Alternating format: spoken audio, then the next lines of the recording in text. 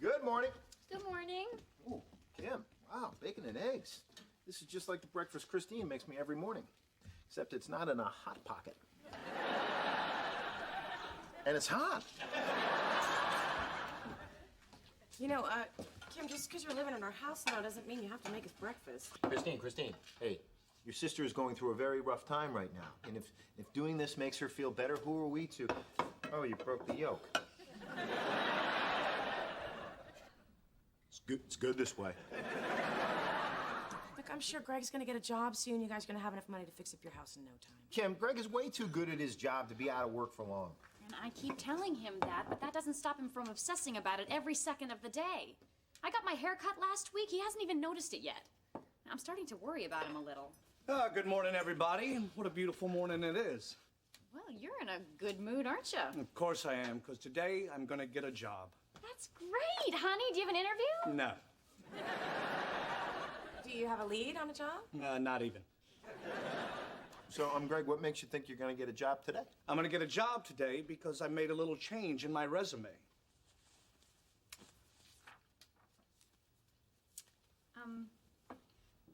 What's different about it? The font. The font is bigger. Oh, who am I kidding? I'm not getting a job today. Greg, the font doesn't matter. You are a smart, qualified guy. Stop obsessing about every tiny little detail. Well, I got to get out there and show them that I'm still in the game. Where are you gonna go? I'm going to try to sneak on the Universal lot. I found a soft spot in the perimeter yesterday. You have to pretend like you're going to the backdraft ride and then cut through the Psycho House. Family is family is family, yes, dear. I can't let you sneak on that lot, Greg. I'm a security guard, remember? Not at that studio. Yeah, it doesn't matter. It's part of the security guard's code. We like to think of it as the fat blue line. Well, I got to do something. Yes, you do. You need to stop worrying so much. Jimmy, stop worrying. I don't have a job. My house is filled with toxic mold that I can't afford to fix. Well, at least you got your health. I have chest pains.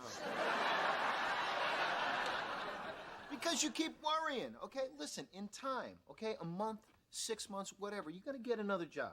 In the meantime, you're staying with us, okay? Everything's taken care of. So just relax. Let the days go by. Enjoy not having to pay bills. Jeez, Jimmy, you should start a cult. Yeah, you could be the Reverend Sung Young Mooch. See, right there, that's the difference between you and me, okay? I love having you and your family here. I would never, ever begrudge you or complain about how much it put me out. Jimmy, when your family moved in, you took away my media room. When we moved in, we took away a room with a drain in the middle of a floor. Greg, listen to me, okay? You need to look at this time off from work as a gift. Do you really want to look back and say, all I did with it was worry? You got to make each day great. And how am I supposed to do that? I don't know, do something you love. I mean, something that you never have enough time for. Why don't you go play some golf? I guess I could. I don't think Kim's going to think it's such a great idea, me playing golf when I should be looking for work. Honey, do you think it'd be okay if I left for a little? Leave! Get out of the house! Go! She's a good woman. Hello, Greg Warner. Hi, I'm David Faraday. Out of work, huh? No, not really. This is pretty much what Look, it's nothing to be ashamed of. Wow, I can't believe I'm out here today. Been so busy with work these past few years, I've hardly had any time to get out here on the golf course. Yeah, I'm guessing you don't watch a whole lot on television either.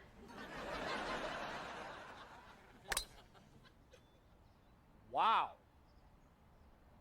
You have been out of work a long time. I spend pretty much 4 days a week on the golf course. Damn economy.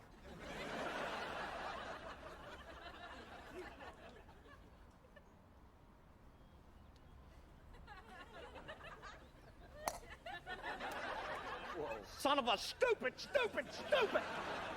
Hey, listen, if I wanted to hear that, I would have stayed at home with my wife.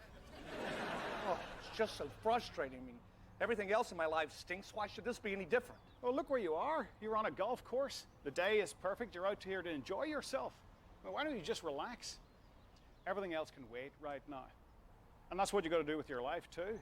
Everything else can wait. Make every day great. Yeah, that's what my brother-in-law's been telling me. He's right. Stop worrying about all this crap. And you might want to play that driver a little further up in your front foot, too.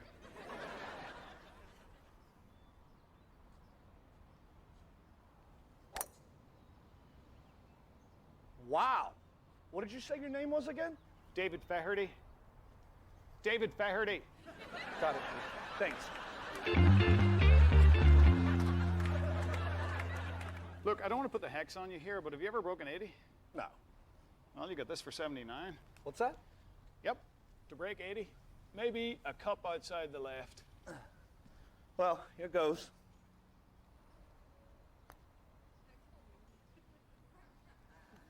Ooh. You know what? It really doesn't matter. Hey! Congratulations. Thanks.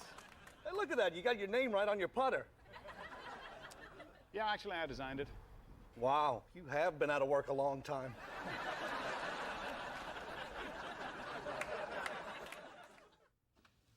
Hey. Hey, how was golf? It was a beautiful day. The course was immaculate. The grass was amazing. I saw this big, white, fluffy cloud. I couldn't believe it. I wish you could have seen it. Did you play well? 79. But that's over. I'm in this moment now. Wow. Look at your haircut. It looks great. Wow. So, why don't you tell me about your day? Oh, well, you don't really want to hear about it. I'm sure you got other stuff to do. What do I have to do right now that's more important than hearing about my wife's day? Okay.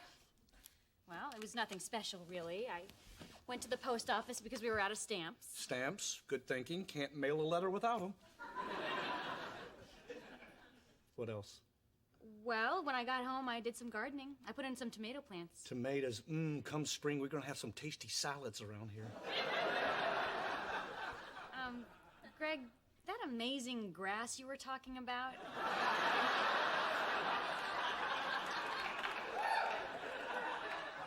did you bring any home for Mommy? Just had a great day, that's all, you know? I'm not gonna obsess about the little problems anymore. Since you've been running around all day, how about I pick up the kids from school? They'd love that. Yeah. And you know we have an hour before school lets out. Meaning? Well, I'm just thinking it's the middle of the afternoon and we've got the house all to ourselves. Yeah? Well, why don't I grab a couple of beers and you meet me in our room? Wow, you want to fool around in the middle of the day? We haven't done that in years. Well, I just think we should enjoy the moment. This is so naughty. I feel like we're a couple of teenagers. Really? People did that as teenagers? Hey, man. Hey, there he is. Jimmy, I gotta tell you, you were right. I'm right? Wow, I think that's the first time you ever said that to me. Oh, come on, I've said it plenty of times. Oh, well, see, now I'm wrong again. Let's go back to where I was right. No, I'm talking about the advice you gave me this morning when you told me I should live for the moment and enjoy myself. Well, I gotta tell you, pal, I did that today, and I think it was one of the best days of my life. Well, that's great, man. Hey, what do you got there? Oh, I found some turkey in your refrigerator. Thought I'd make myself a little snack. Oh, sounds like a good idea. I think I might join you.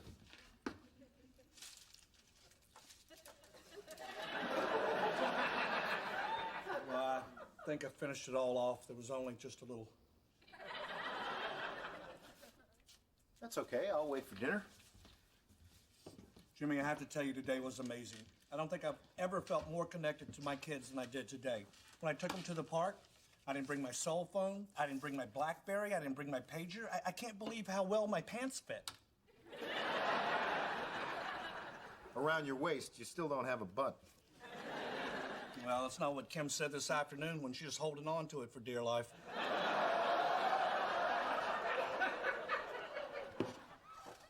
What? We did it for the first time in 10 years while it was still light out. I mean, I could see her, she could see me. And she still went through with it? Well, something happened today for the first time, and it felt great. 79.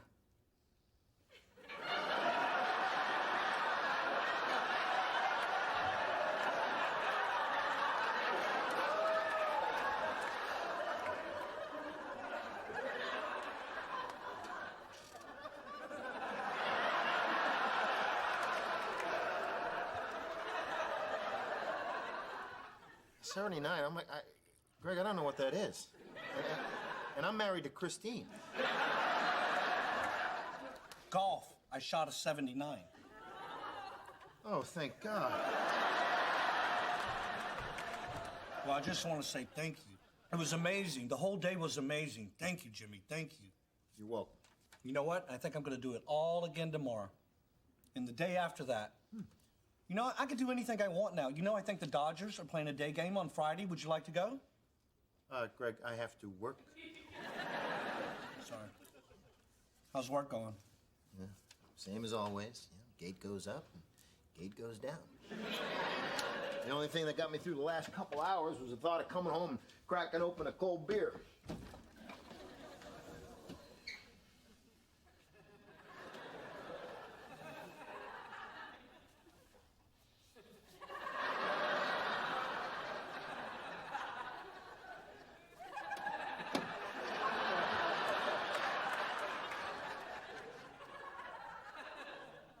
Greg, what happened to the beer? I think me and Kim polished those off right before afternoon delight. I think there's some cans of V8 in the back there, though. Great.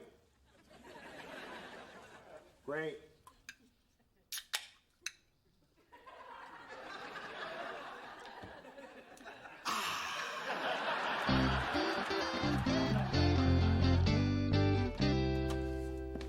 Whoa, excuse us. Guys, please, come on, this is our new furniture. Yeah, but it's our old furniture. So this is what you guys do now? You just sit around all day making whoopee? Sit, stand. Lean against the wall. Well, good thing your room has a drain in the floor. We're kidding. We weren't even here all day. Greg went to one of Sammy's school plays for the first time. Sammy was so excited to have him there. Oh, I was so proud of him. He made a great Hansel. But between me and you, Gretel needs to lay off the gingerbread houses. She was literally chewing on the scenery. This last week has been so wonderful. I haven't enjoyed being with Greg this much since... Well, I don't know if I've ever enjoyed being with Greg this much. I don't know what you said to him, Jimmy, but thank you.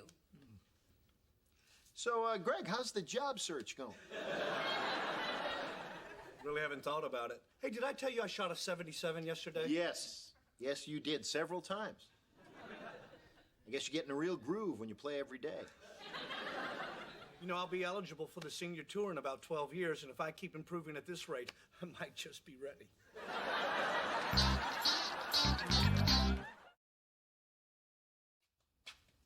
I think Greg's been ordering pay-per-view on our TV. Well, what makes you think it was Greg? Clay Aiken live in concert. Oh, Greg. Yeah. Am I supposed to pay for it? Greg supported us for 4 years. We should pay for it if he hires Clay Aiken himself to come sing in our living room. God, I hope he didn't hear me. This is a little much. Oh, and by the way, I caught that look you gave him earlier. Oh, come on, Christine. Okay, the beer, the food. They're not even trying to get a job. Who does he remind you of? No, you're right. I mean, put a baseball hat on, some ranch dressing on his shirt, and he's you. He's a mooch. He's a mooch. I am telling you, the guy is a mooch, mooch, mooch. Enough. Besides, don't you think he's entitled to a little of that? I'm sorry, but Greg and Kim are having sex every afternoon while you and I are both working. Something is drastically wrong with the world. We owe them, Jimmy. I guess. But at least when you and I got busy at their house, we had the decency to try to be quiet. I'm sick and tired of overhearing them with the, "Who's your daddy? Who's your daddy?"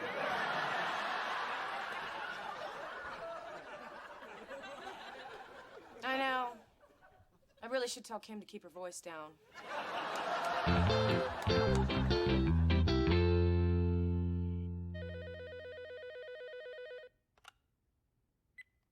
Hello. Jimmy, George Savitsky here. Oh, hey, Mr. Savitsky. Wow, I haven't talked to you since you and the studio decided to part ways. You can say it. We didn't part ways. They fired my ass. But the joke is on them, because I'm running Melrose Studios now. You're kidding me. Nope. I'm over here in Japan sitting with the board of directors. Interesting people, the Japanese. I've learned a lot since I've been over here. Jimmy, you like bathing with other men? You're breaking up, sir? Well, anyway, I'm back, and I want my people back with me. Wow, Mr. Savitsky, that is so great. Oh, it really shows you what kind of person you are that you thought of the security guards. Well, I didn't. I thought of Greg, and I had to call you to find him. Oh. I've been calling him for 2 days, and I can't seem to reach him. Well, he doesn't live in his house anymore, so his phone's shut off. Well, have him call me. I need him right away. Okay, you got it. So you don't want to bring the guards then? If you want to come, come.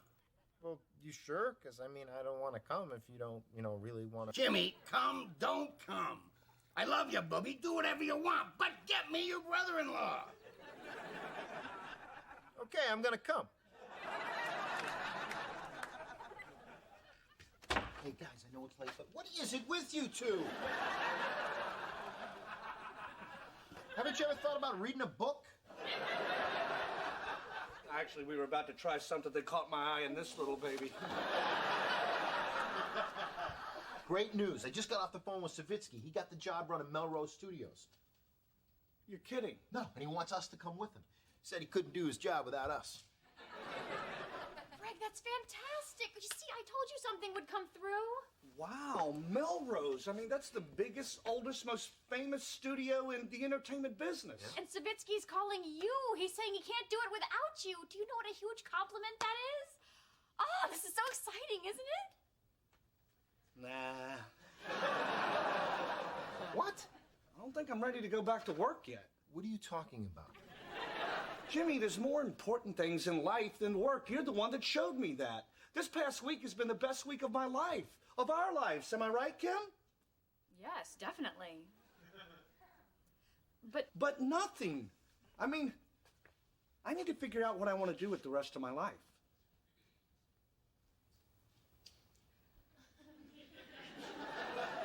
Honey, what are you talking about? Well, I was thinking about getting my teaching credentials, just giving a little something back. Plus, I signed up to be a docent at the zoo.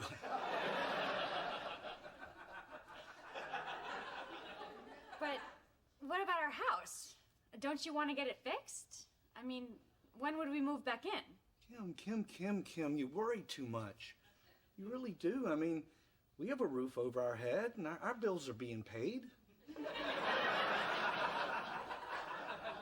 Something's gonna come along, and until then, I just want to enjoy the moment and whatever it brings. And you don't have to worry about money, because that senior tour is coming up a lot faster than you think.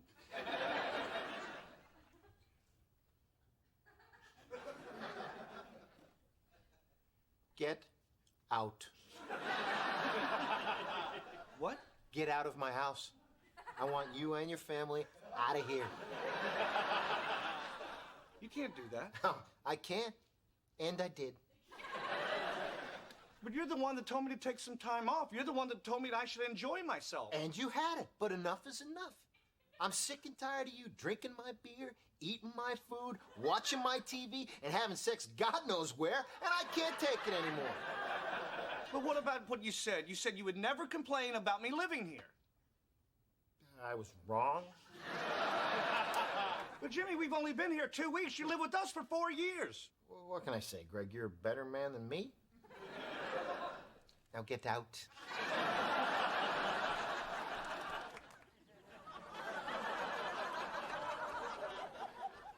Mr. Savitsky, it's Greg. What time on Monday? 9 o'clock. And bring a towel. We're going to be doing things a little differently this time.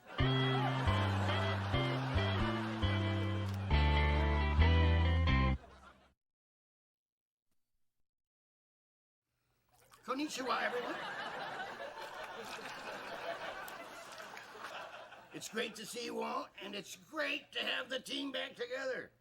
Now, clearly, some things are going to be a little different around here. And other things are going to be exactly the same. So let's get to it, shall we, Warner? Well, I am so excited about our future here. And I know the personalities of everyone in this tub. But I must warn you, turning this place around is not going to be so easy. I've seen what's coming down the pipeline, and creatively speaking, this studio's in a black hole.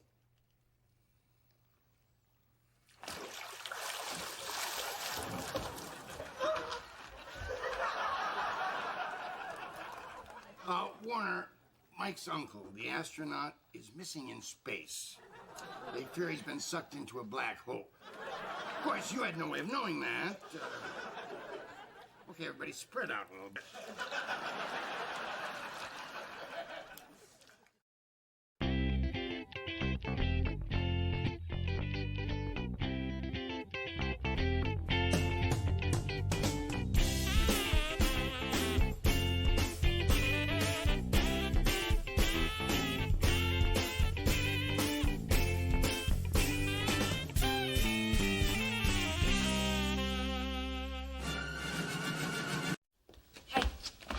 You guys are never gonna believe this, but apparently this Friday, Dominic has his first real date.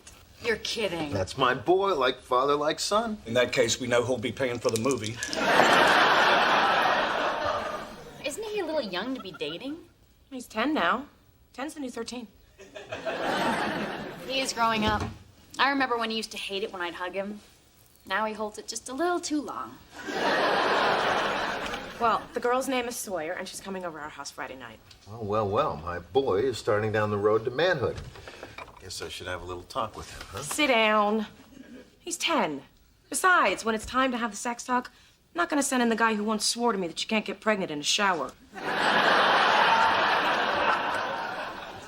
Well, it is his first date. He might need a little advice. Yeah, but I mean, what are we supposed to say? How do you prepare your kids for dating? I'll tell you what my mother did. She took me on a practice date. What? What, you went on a date with your mother? And you call me a hillbilly? She pretended to be my girlfriend so I would know how to act on a real date. What? I just never heard this before. How'd it go?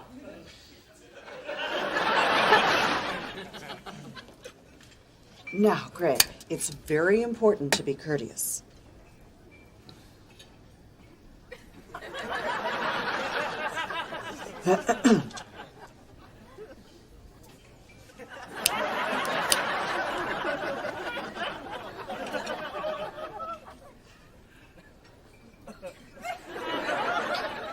Thank you.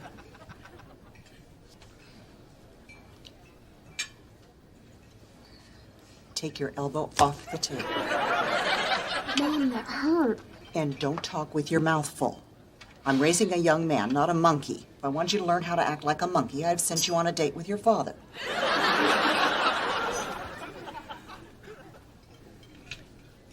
And never, ever look at another woman. Waiter, can I get another bourbon over here? That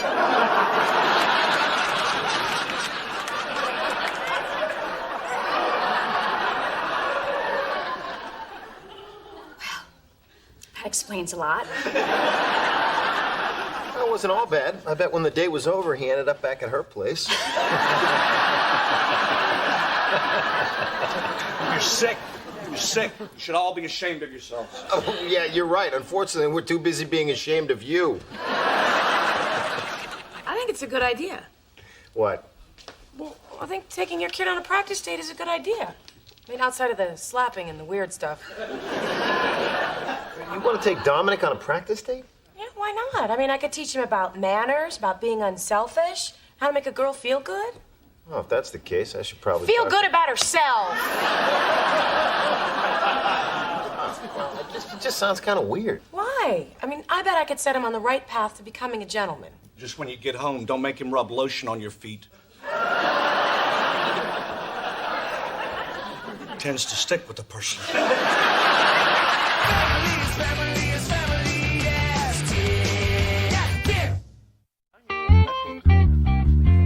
I need to talk to you about something. Kim, it's almost time for Letterman. They got a dog that can play wiffle ball. Greg, this is important to me. Go ahead, I'm all ears, even if it happens to take longer than this next commercial break, which generally runs about 2 minutes. Start talking anytime you want. I have this box in the closet where I keep all my personal stuff. You know, my journals, my poetry, you know, some letters that are, you know, important to me. You know, from some people that, you know... Old boyfriends? And I want you to promise me that if I should die before you, you'll burn it for me. I mean, fine, but we both know I'm going first. I mean, you eat brown rice, take 4 spinning classes a week. I'm allergic to chocolate, peanuts, grass. Let's face it, if I trip on a goober, you're dating again. Greg, this is serious. Will you do this for me? Yes, sure. And you can't look at what's in the box. Just burn it, sight unseen. You have to promise me that. Kim, I love you. Of course I'll incinerate all your precious memories. Great. Thank you. Hey, if I did go first, would you marry again? What chance is gonna let me see that dog, Kim?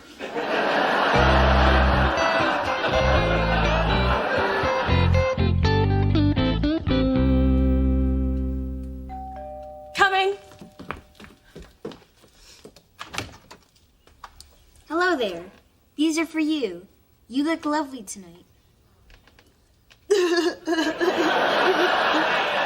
Mom. I'm sorry. I'm fine. You know, go out and come back in again. Okay, go on.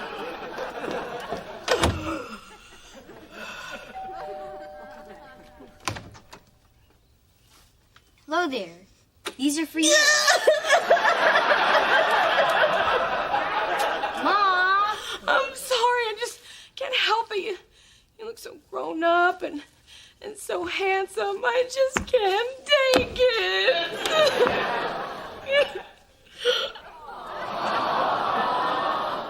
And look at your little handkerchief. Hey, how's the practice date going? She won't even let me get things started. Wow. No one who's been on a first date with you has ever said that before.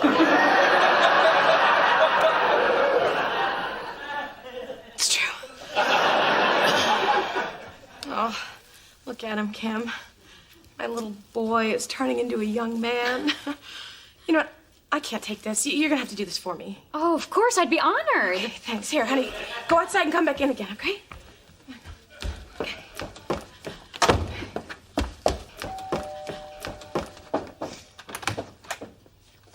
Hello there.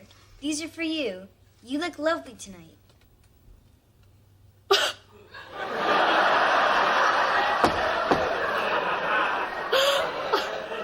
I remember when you brought him home from the hospital. I'm watching cartoons.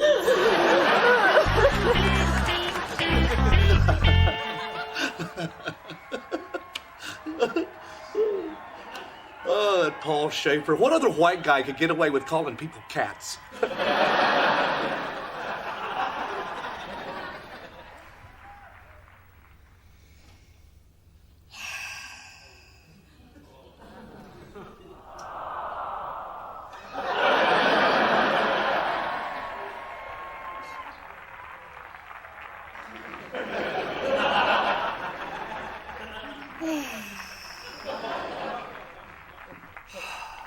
What's wrong?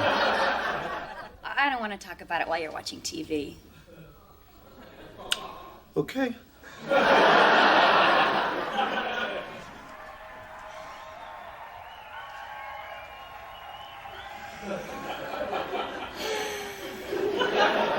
What is the matter? It's just that I tell you what's in my memory box. You know, that there are love letters from my old boyfriend, and you don't even seem to care. I met your old boyfriend, Brian.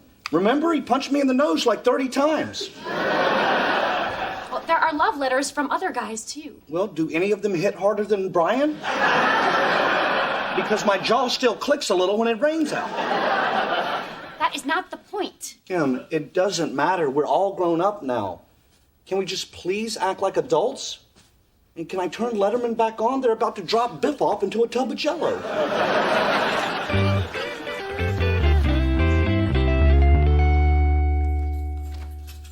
Hey.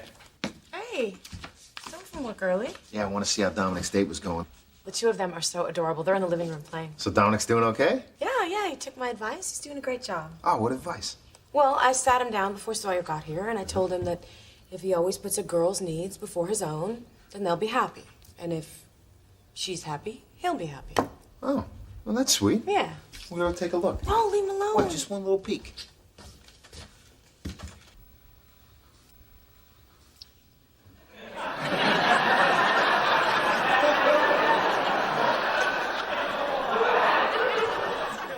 You're not done yet. You need to do a second coat.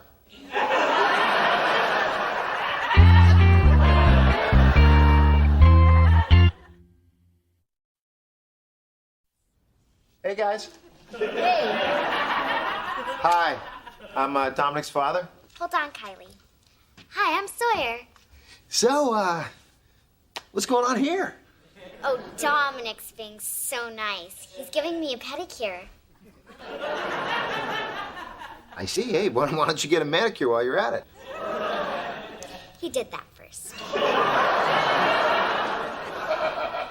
Great. Great. Okay, here we are. Dominic, can you get my seatbelt? I don't want to ruin my nails.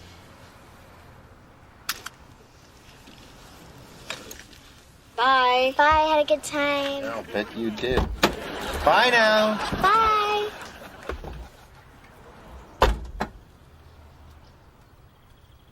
Dominic, get in the front seat. We need to talk. What? You know that stuff your mom told you about dating? About how you always need to put the girls' needs first and be nice to them? Yeah? Wrong. What? Right. This is our little secret, right? Right. Forget nice. The nicer you are to them, the more they're going to walk all over you with their freshly painted feet. And no girl will ever respect you or be your girlfriend if you let them do that. So then how do I get girls to like me? Here it is, Dominic, okay? The secret that all men who are successful with the ladies know. The key to the mint. The worse you treat them, the more they like you. That doesn't make any sense. Yeah, well, you know what? Women don't make any sense. I mean, they clean their faces with mud. Now, just listen to me. You try it my way, and you'll see. The girls, soon they'll be giving you pedicures. I don't know. Yeah, come on, dude. There's a scientific principle that backs me up. Really? Yeah, that's right. You know, your father's a lot smarter than people think. It's called reverse psychiatry.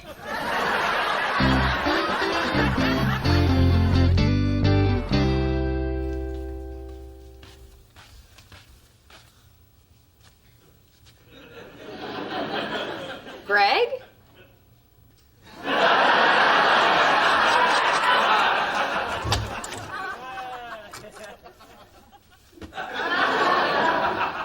What are you doing? Nothing. How dare you? It's just all that talk about how many boyfriends you had started making me a little crazy. How could you go behind my back? Well, I found your old yearbook, Kim. What exactly did you do with John DeVivo on 4/12/87? He said he'd never forget that day. You let him touch your breast, didn't you? I knew it! That is it. You are not in charge of burning this anymore. I'll have Christine do it. Why I ever asked you in the first place. It's clear you can't be trusted. Well, you know who else can't be trusted? Perry Miller. He said he would love you forever. Where'd you let him touch you, Kim?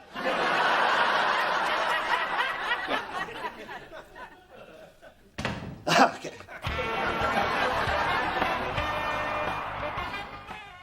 Good morning, Mom. Good morning, honey. Hey, you got the new cereal that I wanted. Yeah, but don't tell your brother. He's not allowed anything with the words frosted or sugar in it anymore. Really, his teacher made me put it in writing. Hello? Yeah, hold on. It's a girl named Lisa for you? Just say I'm busy. Honey's in the shower. Can I take a message? Okay, bye-bye. She says she wants to have lunch with you today. What happened to Sawyer? Don't worry about it.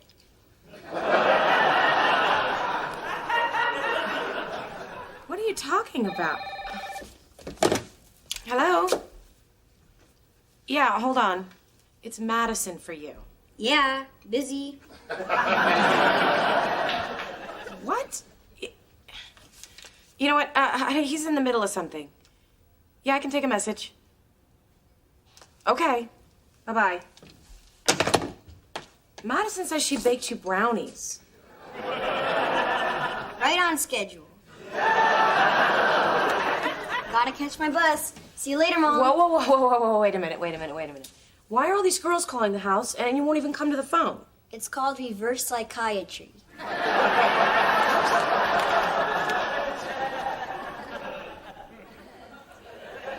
Jimmy. You guys just hear something? No. You didn't just sort of feel a chill kind of creep down your spine? No? It's probably nothing. What did you tell our son, you jerk? Now I feel it. Last week, Dominic was all excited about his first date. Now he's got a bunch of girls calling the house, and he's acting like he could care less. Okay, look, Christine, calm down, okay? There's no reason to be upset. Take the forks and knives off the table. What'd you say to him? It was no big deal. Jimmy. Look, I may have told him something like, you know, the worse he treated girls, the more they'd like him. You what? I'm sorry, but it happens to be true. You gave him the wrong advice. He was doing everything that girl Sawyer wanted him to do, just like you told him, and she was totally taking advantage of him. Well, then it's the wrong girl, Jimmy, not the wrong advice. Well, I hate to say this, Christine, but I think Jimmy's right on this one. What? I always wore my heart on my sleeve, and girls would take advantage of me. I'd buy them candy, flowers, write them love letters, and where did it get me? Come Saturday night, I'd still be having dinner by myself. Of course, on Saturday afternoon, you were twirling the baton in the high school band. Yeah, laugh it up, Kim. We don't all have a box full of memories.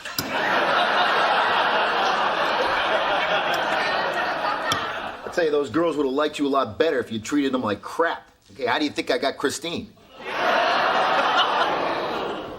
That's because I had low self-esteem. And you're lucky I did. Well, I don't see you going anywhere now. It's because I still feel terrible about myself. Especially when I come home every day and see who I married! Look, I just want Dominic to be successful with girls, okay? I don't want him to end up as some sort of high school loser who ends up all alone because he spent all his money on flowers and candy. And front row tickets to Wham. Gave them to Renee Furtado for her birthday. She took her sister. Well, I hope we're raising our daughter to be smarter than to fall for some guy who would treat her badly. And I'd like our son to treat his girlfriends better than you used to treat me. So you better have a talk with him and straighten this out. Okay. Right away. I'll stop by school on my lunch hour. You better. How'd you get front row tickets to Wham? All the regional fan club presidents got them.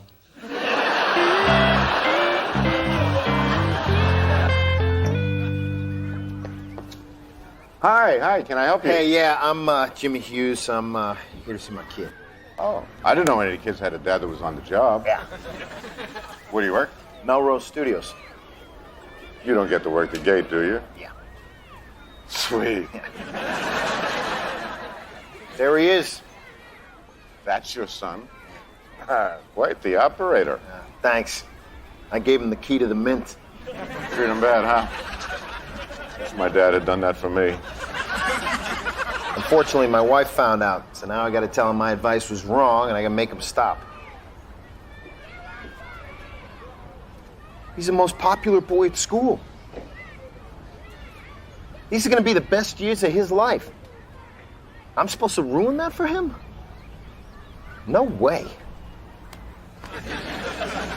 One day he's gonna get settled down, get married, and his days of being in charge are over. Let him enjoy himself while he can. You're an excellent father. Thanks, man. I'm out of here. Hey, Dad. Hey, buddy. Look at you, man. Looks like you're doing pretty well with the ladies. Yeah, not with Jenny, though. She doesn't even notice me.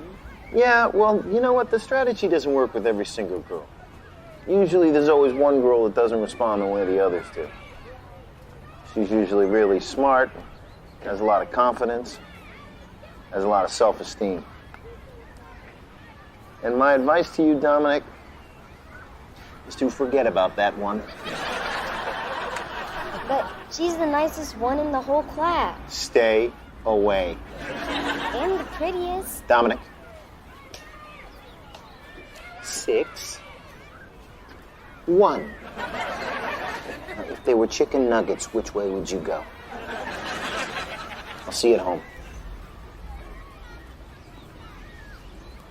Chicken nuggets.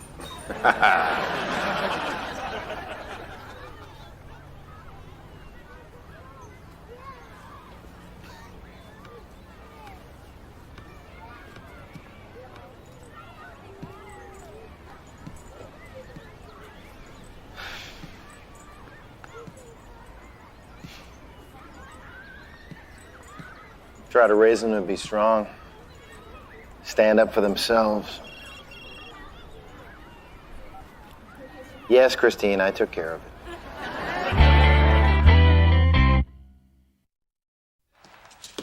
Hey, I was thinking it'd be fun if we went dancing tonight. I don't think so. Greg, why is it that in all the years we've been married, you've never once taken me dancing?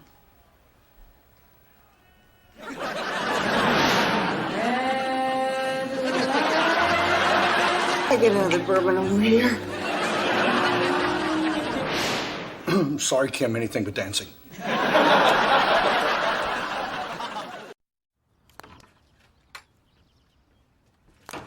Hey, Greg. Can I borrow your lawnmower today? What happened to your lawnmower? Nothing. Oh, I get it. You've taken Mooch into a whole new level. You're borrowing things you actually own. Well, congratulations. You can borrow a trophy on the way out. I can't use mine, okay? Why not? I can't say. Is this a question of secrecy or just a limited vocabulary? Look, if I tell you why, you're just gonna make fun of me. Tell me, Jimmy, please, tell me. All right, fine, look. I can't use mine because I took the blades off. I'm souping it up so I can race my lawnmower in an amateur lawnmower racing competition. Jimmy, you make it so easy. Family is family is family, yes, yeah, yeah.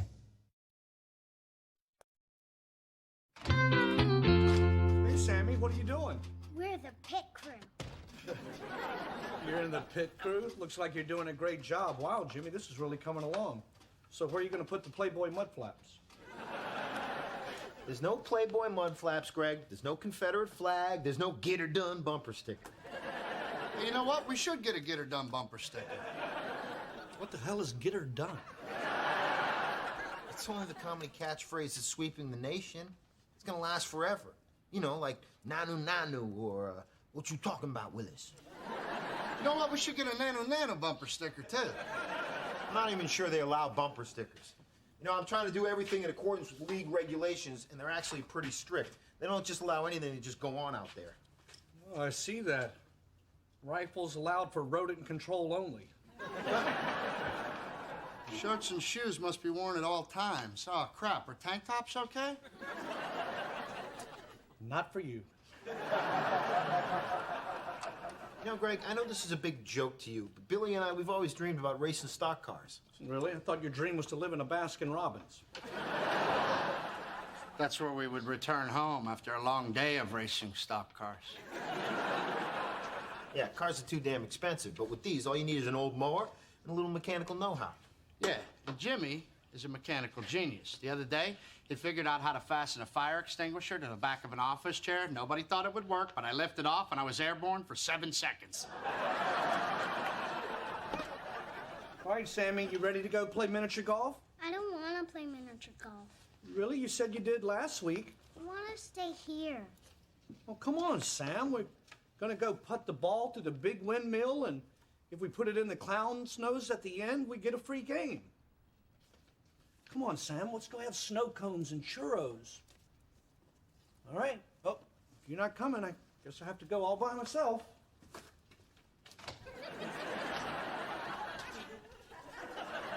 Well, I mean, if you're gonna go by yourself. I'm not going all by myself.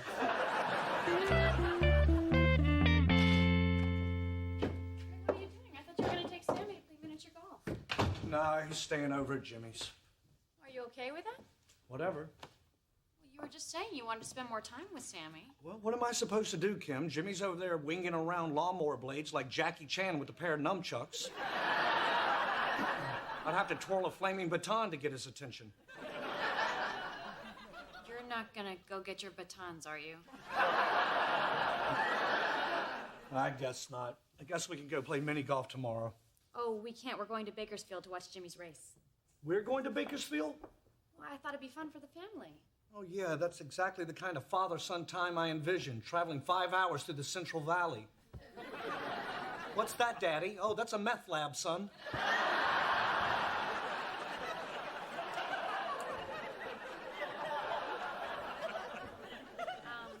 And I told Sammy he could ride in Jimmy's car with the rest of the pit crew. I'm getting my baton. Hey, Sammy, how was your drive up? Good. You know what you missed in our car? We put in a DVD and spent 2 hours in the 100-acre wood with Mr. Winnie the Pooh. We had a burping contest.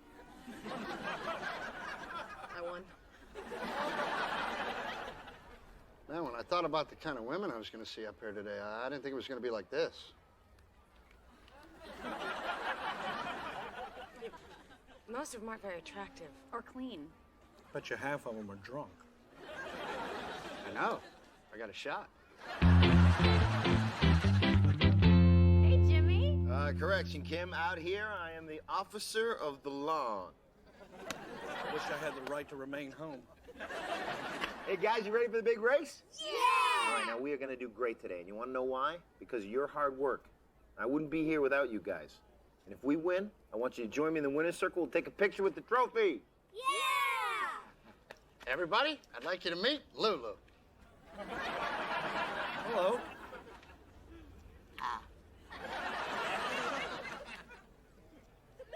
Lulu helped set up all these bleachers. Really? Yep.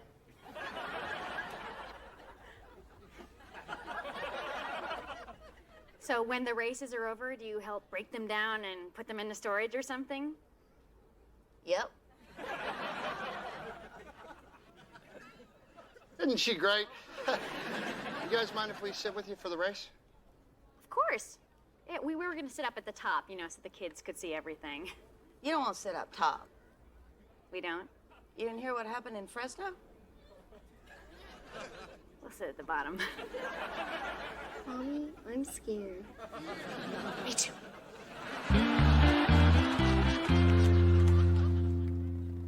Kim, make sure that's yours. Oh, sorry, I picked up your espresso by mistake. Yeah, that's not espresso.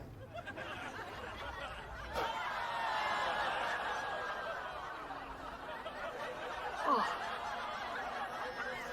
God. Knowing you, I'm surprised you didn't let me drink it. I thought about it. But, you know, I figured 100 degrees, all these gas fumes. If you'd have thrown up, it would have started a whole chain reaction. Kim, Sam won't even sit with me. Oh, he wants to be with his cousins. They're the pit crew. Hey, Sam. Lulu. I wouldn't lean on that. Isn't she great? Yeah, just great. Could this get any worse? It's all going to be over in a couple of hours. Not if he wins. If he wins, Sam's going to want to be on the pit crew forever. Shh, the race is about to start. On your marks, get set, move!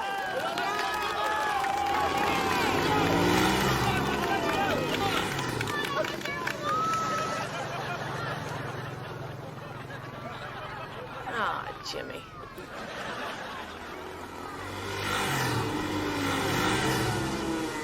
At least he didn't get any mud in his face.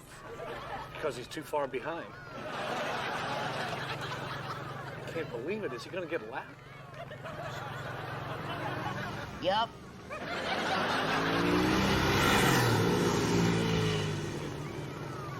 And there's the mud in his face.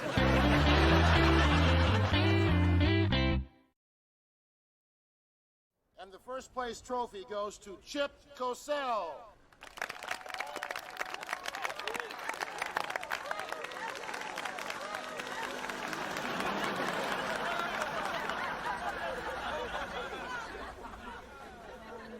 How long do you think he's gonna keep going? I can't tell you how many nights I've stared at the ceiling wondering that same thing.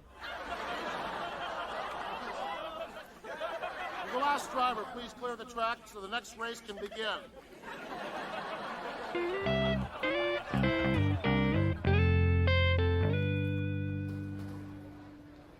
You okay? Yeah, I'm fine. I guess I was kidding myself anyways. I mean, did you see the guy who won? He must have put thousands of dollars into that mower. It had all the latest high-tech parts. Yet his wife is walking around with a peg leg that says Louisville Slugger on it. But it's okay. I'm just glad I got the best pit crew in the business. But we lost. Well, it all depends on how you look at it. I mean, if you play the race back in reverse... We got a giant head start and we tied. Hey, Sam, you want to go play mini golf next week? I don't want to play mini golf. Well, we can do whatever you want to do. Just you and me. I want to be in the winner's circle. Well, if you want to be in the winner's circle, let's go be in the winner's circle. Come on, Sam. Hey, moron, get out of there! Oh, maybe next week, Sam.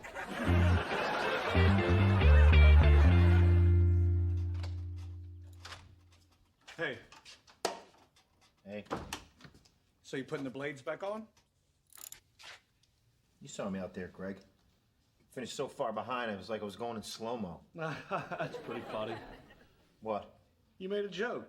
Slow-mo. Slow-mo, great. I'm not even fast enough to get my own jokes. So you're just gonna quit? Look, you know what, Greg? I thought I had a chance to do well at this because I'm a good driver and I'm a good mechanic. But mower racing is just like everything else. The guy who spends the most money wins. Well, what if you had a sponsor? Who's gonna sponsor me? Molasses? That's funny, you did it again. Mo-lastus. Go home, Greg. Well, how about I sponsor you? What? I want to sponsor you. I don't know, man. I would feel weird taking money from you. Were the last 5 years just a dream? Yeah, but look, how many times did I take actual money from you? Were the first 2 years you lived out here just... all right. Look, why do you even want to do this? You think it's stupid. Well, I did think it was stupid till Sunday, and I saw how disappointed Sammy was. You know, my kids were pretty upset, too. You really want to do this? I'd do anything to make Sam happy. So how much you need? How happy do you want to make him? Hey, guys, check out all this new stuff. This is a heavy-duty throttle cable, and this is an aluminum flywheel. This looks like the thing in Mommy's top drawer.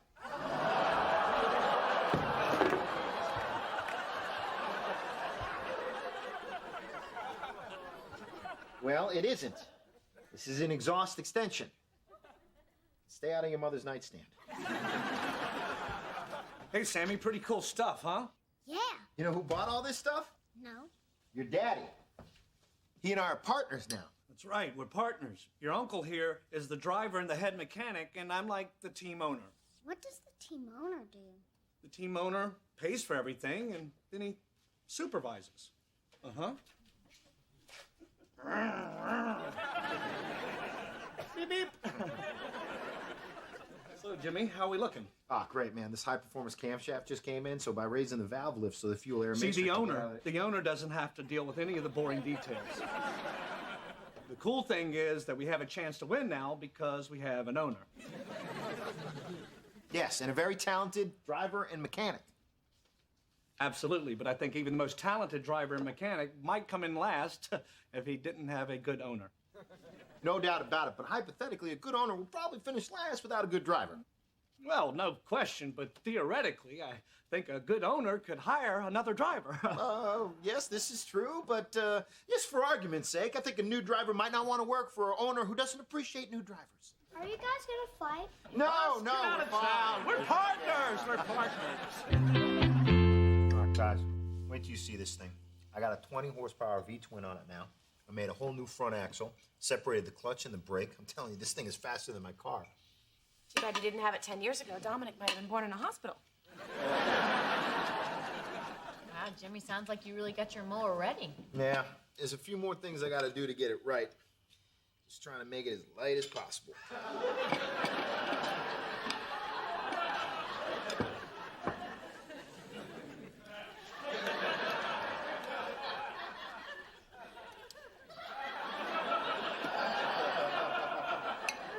So you're just trying to keep it as light as possible? Yeah. Every pound counts, huh? Exactly. Can you pass the rolls? Maybe you should pass on the rolls. What? We just said you're trying to keep the weight off the mower. You know, you and those rolls are going to be on the mower. Come on, are you serious? Come on, Jimmy. As the team owner, I'm just trying to show the kids I've made a commitment to do whatever it takes to win. I mean, how about you? Where's your commitment?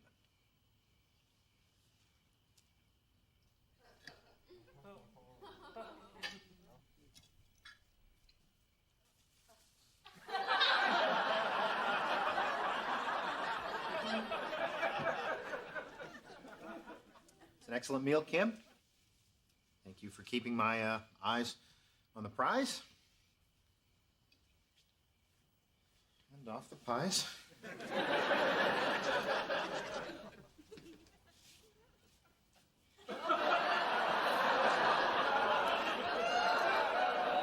You're doing the right thing, buddy.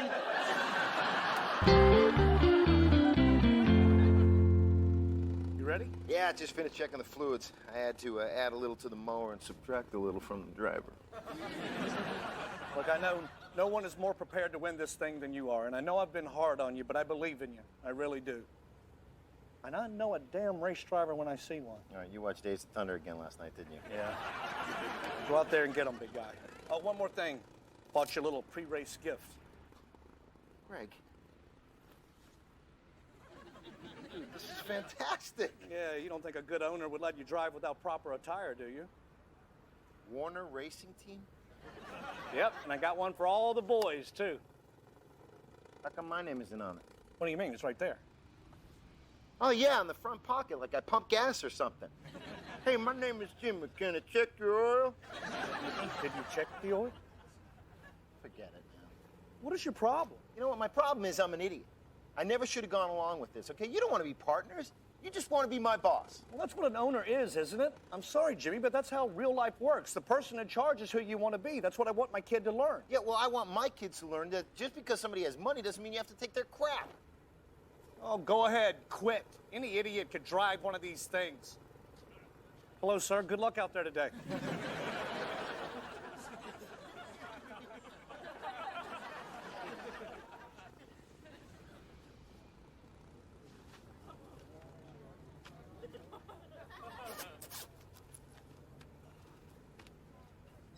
Oh, see, this isn't so hard. A monkey could do this.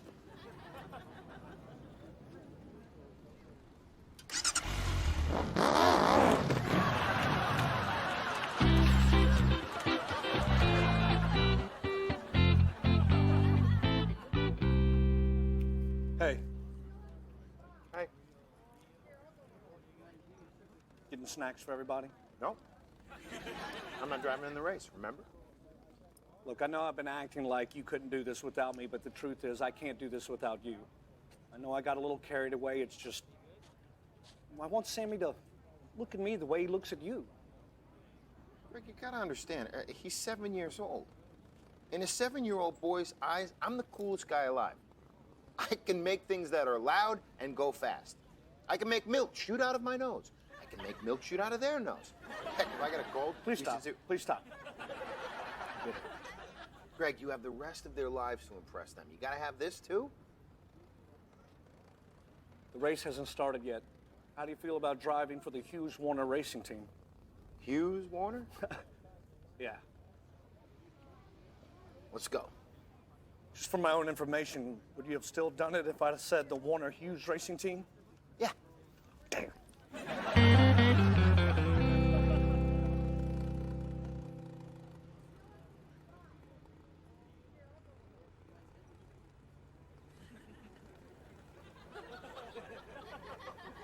Hey. What? You're Greg Biffle. No, I'm not. Yes, you are. No, I'm not. I'm Hot Rod Lincoln. That's the name of a song. I'm the world's biggest NASCAR fan. I saw you win in Fontana. You're number 16. You're Greg Biffle. What would the third-ranked NASCAR driver be doing out here in the middle of nowhere racing lawnmowers? Third rank. Yeah, take it easy, pal. Oh, he's third in points this year. Yeah, but Rusty Wallace is going to go by him soon, and Jeremy Mayfield's very hot right now. Yeah, we'll see who's going to go by me. I mean him. You're Greg Biffle. Shh. They don't allow professionals to race lawnmowers. What the hell are you doing out here? I love to race because this is real racing. It's not about politics or getting famous or fighting with your team owner. Yeah, don't be so sure. I just love to race, just like you. Are you going to turn me in? No. I'm going to kick your ass. Well, you're going to get a good view of it. On your marks, get set, move!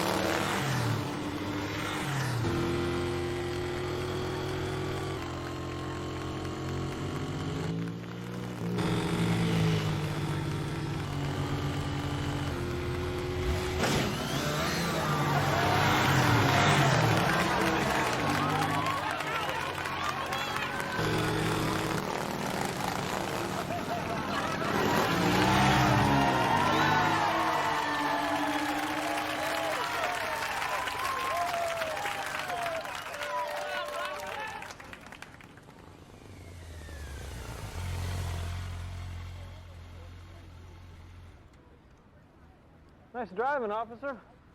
Thanks. How about I get you in the Daytona 500? As a driver? No, mower. Have you seen the size of that infield?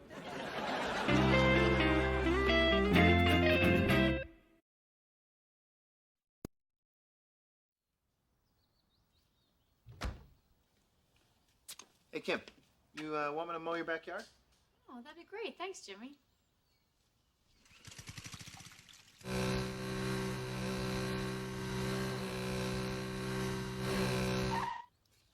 All done. Oh, that was fast. Thanks.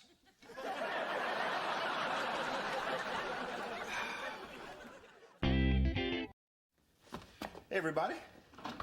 Greg, I have something here that is going to melt in your mouth. My friend Roy brought me something today that was so good, I almost kissed him on the lips. That's freaky. A little too freaky. Greg, prepare to taste the best barbecue in the world. And by prepare, he means take 2 Zantac and a Beano. I'm telling you, Greg, this barbecue is so good, it'll make you want to slap your mama. Well, I've had barbecue from Corky's in Memphis and Arthur Bryant's in Kansas City, and I'll be the judge. Oh, my God. Huh? What'd I tell you? Yeah. Oh, wow, that is good. Jimmy, kiss Roy on the lips. Family is family is family, yes, dear. Please tell me you have some more of this somewhere. I do. I'm not a doctor, but I think it's in my large intestine. Pigs. Well, Kim's taking the kids to a birthday party tonight. I've got to have some more of that barbecue. Where is this place? It's down in the hood. The hood. Which hood? Oh, there's only one hood. Does this place happen to deliver? Nope. Maybe I'll just order a pizza. What? You're afraid to go down to the hood. That is crazy. Have you ever been there? Well, of course I have. When? I spent some time in the hood on my way to a Laker game once. Really? How long you stay? A while, until I could find my way back to the freeway. You can hardly see the signs. Especially with all the panicky sweat dripping in your eyes. What are you implying, Jimmy? Well, nothing, Greg. It just sounds like you might be a little uptight around people who are a little less white than you. That is ridiculous. Some of my best friends are black. Like who?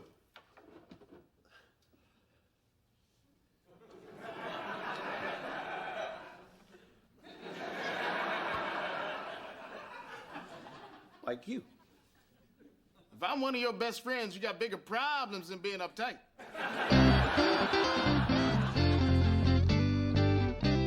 All right, well, you guys have fun at the birthday party tonight. What are you doing for dinner? I'm going down to that barbecue place, you know, the one that Roy and Jimmy got the brisket from. Oh.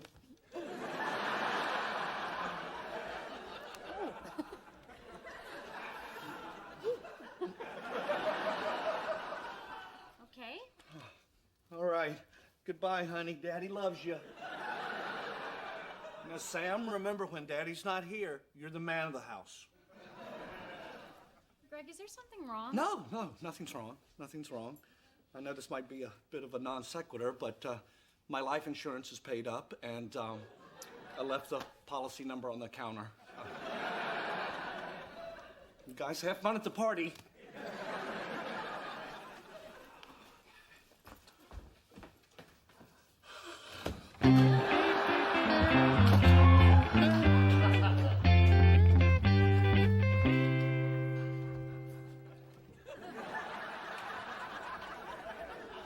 Welcome to Earl's. May I help you? Yes. United Negro College Fund. Always a favorite charity of mine. Do you want to order something? Yes. What? Well, whatever you recommend, I'm comfortable with that. Very, very, very comfortable with that. Number 2 with the brisket. And do you have Pellegrino? And lemon lime soda. Same things, clear, got bubbles. All right, you're number 11. Have a seat. When it's ready, somebody will bring it to you. Awesome.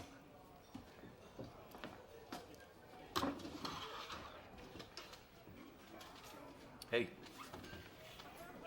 First time? Yeah. I knew it. I knew when you donated money to the collection jar for the United Negro College Fund. All you white people do that the first time. Oh my God, I can't believe it. I am so full. Yeah, those beef ribs are pretty good, aren't they? Pretty good. You could pick the meat from in between my teeth and it would still win first place in a contest. Yeah, you ain't said nothing, Craig. Oh, man, the man's name is Greg, Charlie. I know what the man's name is, David. Craig, I'm glad I met you, man. You like my brother from another mother, like my homie that know me. Charlie, I feel the exact same way. Hey, Craig, let me ask you a question. What is the deal with white people and Elvis? What do you mean? Elvis was the king of rock and roll. Come on, Craig. I mean, everyone knows Elvis was a fraud. He took rhythm and blues, sang it like a black guy, and white people, you, gave him the title King of Rock and Roll. Well, I never looked at it like that. Yeah, I'm telling you, Craig, it's the system. I mean, look at these guys like Eric Clapton, Rolling Stone. I mean, they were heavily inspired by guys like Howlin' Wolf and Muddy Waters. And yet, the white guys made all the money. You know what? It is the system. So what's up, Greg? You know, you down to hear some of this stuff? You know, some of the stuff that Elvis stole from us, you know what I mean? Are you with it? I mean, check this out. This is a place down in the hood called Babe and Ricky's. Oh, my goodness. Is that tight? They got a house band up in there that sounds just like Muddy Waters. So what do you say? You down to creep on down to the hood, Craig? I thought we were in the hood. Hell no, man. It's Baldwin Hills. It's like the valley for black people. So you want to roll? Yeah, man. You can come hang out with us for an hour or so. For shizzle, man. No, oh, yeah. Too soon? Yeah, it's gonna always be too soon for me. Kim said Greg left like 2 hours ago. I'm starting to get worried. No need. I'm sure if he called his order in ahead of time, pulled up to the place, left the car running, ran in, ran out, he's fine. Be honest, Roy. Is this barbecue place in a really bad neighborhood? I don't know. What do you mean you don't know? But I've never actually been there. So where did you get that barbecue from? I got it from the studio. Those were the leftovers from the cast and crew meal at Girlfriends. That's great, Roy. I just hope Greg's all right now. Well, he'll be fine. What do you think people are gonna do? Carjack him and throw him in a gutter someplace? Maybe we should call the police. Who's gonna call the police? No. Nobody's gonna call the police. Wow, this is like walking in on Dominic and Logan, except it's less likely you two are gonna come up with a clever excuse. Look, Roy and I came down kind of hard on Greg earlier in the day because he was afraid to go down in the hood and get that barbecue we all loved. Yeah, and? He went down there to prove us wrong, and he's just been gone a long time. Well, I'm sure you're overreacting. What did he say when you called his cell phone? He didn't call his cell phone? Pardon me if I don't stick around to watch the thrilling conclusion of C.S. I'm a Moron.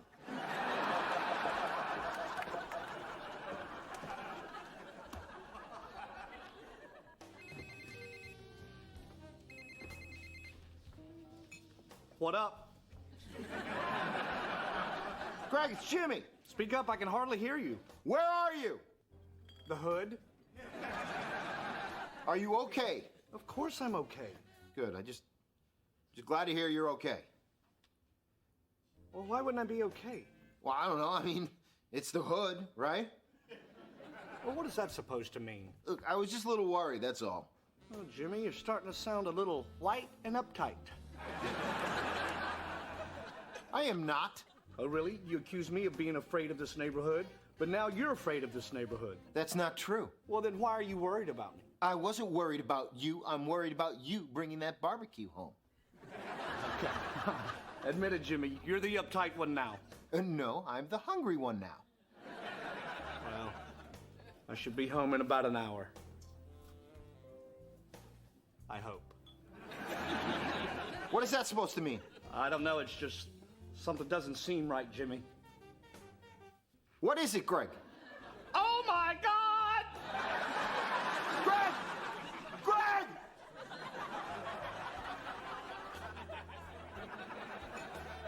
What's that all about? You guys want to stick it to the man? Let's start with a man named Jimmy.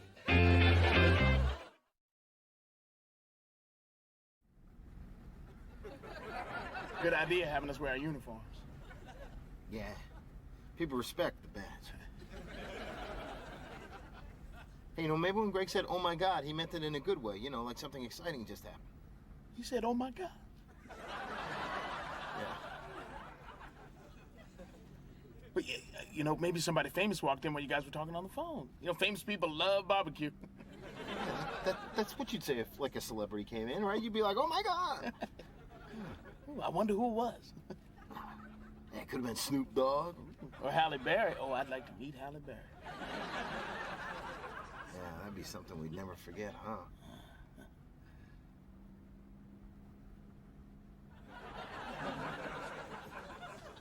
Does Greg know any self-defense? Let's just say his best move is soiling himself. Then he's got a fighting chance.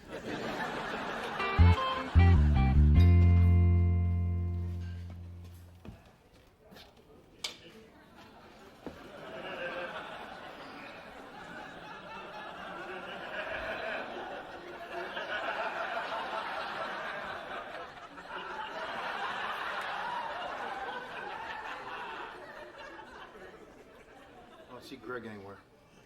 I don't see Halle Berry either.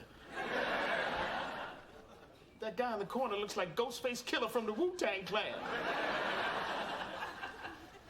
Can I help you? Hi, yes, you hope so? I did Negro College Fund. It's always a favorite charity of mine. Anyway, we're looking for a missing person. He's about a male, 5'9", edgy, nervous demeanor. You mean the white guy? That'd be him. Yeah, his name is Greg. Do you happen to know where he went? Yeah, I know where he is. Oh, really? Oh, well, if you just let us know, we'll be on our way. I don't think you guys want to go anywhere near where your friend went.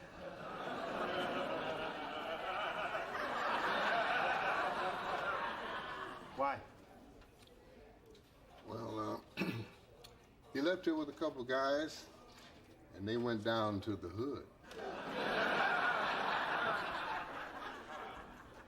Isn't this the hood? Hell no, this is Baldwin Hills. Excuse me just one second.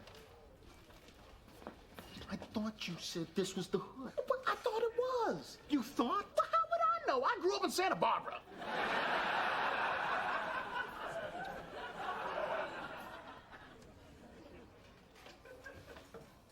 Excuse me, do you happen to recall which hood exactly he went to? Oh, there's only one hood. You go south on La Brea, east on Jefferson, south on Crenshaw.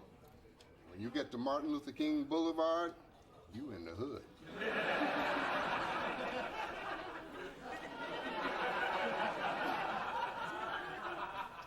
Okay, and these two men that he left with, can you give me a description of them? Were they tall? Were they short, stocky? They were black guys. Got it. They usually hang out in a place down there called Babe and Ricky's. Babe and Ricky's, okay, that shouldn't be too hard to find. Now, when you go down there for your own safety, tell them Julius sent you. Thank you very much, Julius. Oh, I'm not Julius. That's just some good advice that somebody gave me once. I've always been too scared to go down there. Good luck.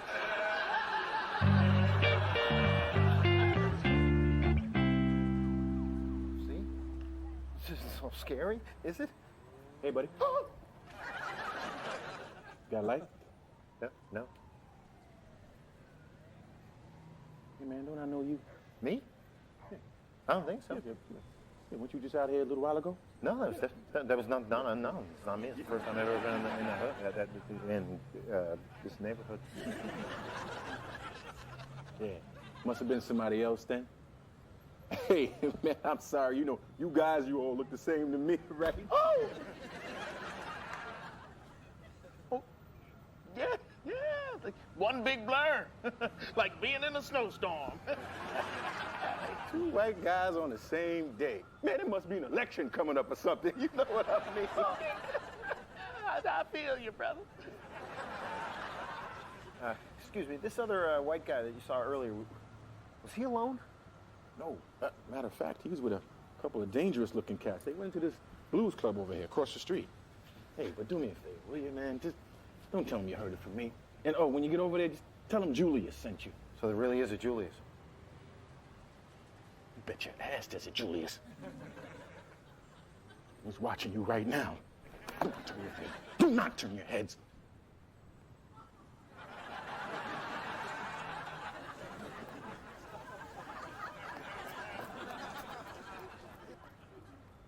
Are you ready? Yeah, I'm ready.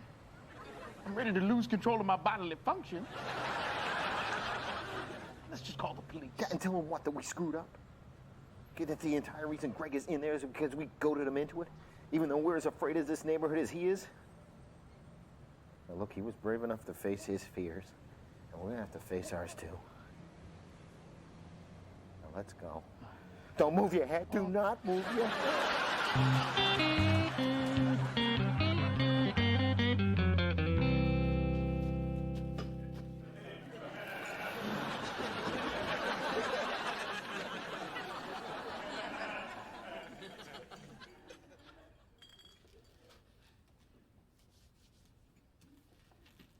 Excuse me. Yeah. Help you, gentlemen. Yeah, we just came in here to hear a little blues, but you know, now that you mention it, wondering if you might have seen my brother-in-law. We were supposed to meet him here, and You talking about that skinny little white guy? yeah, and he might have had a stain right around here. What was that cat's name again? Greg Warner? Is that your brother-in-law? Yeah. I haven't seen him.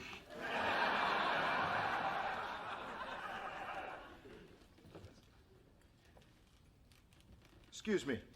Yeah. Julius sent us. Oh, you know Julius, huh? Yeah, we know Julius. Okay. Well, you go and tell Julius that this is our club now. And if he ever comes around here again, he better have his affairs in order, okay? Yeah.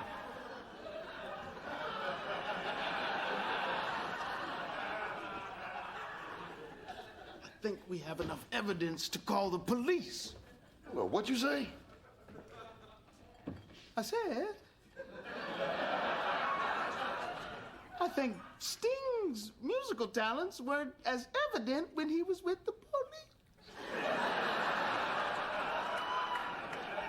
All right, look, that's it, okay? I know you know where my brother-in-law is, and I demand that we see him. You demand? I request, very respectfully. You know what? You are absolutely right. I do know where your brother-in-law is. And I'll let you see him. Thank you. If you can answer this question. Okay. You have two trains. And they start at the same point, traveling in opposite directions. One going 50 miles per hour and the other one going 60 miles per hour. Now, in 90 minutes, how far apart are these trains going to be?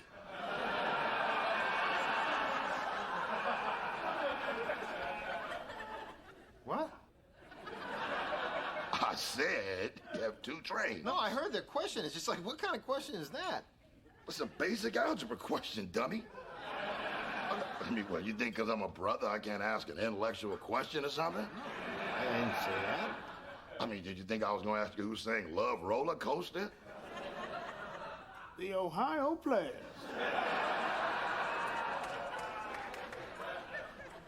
What, are you a racist or something? No, I'm just horrible at math. Let's try some physics then, okay? I drop a feather and an anvil off the Empire State Building. Yeah, you know what? I'm worse at physics than I am at math.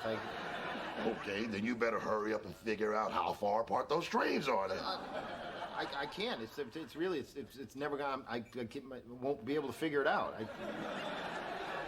Look, I just think that my brother-in-law is in a lot of trouble because of me, and I really need to see him.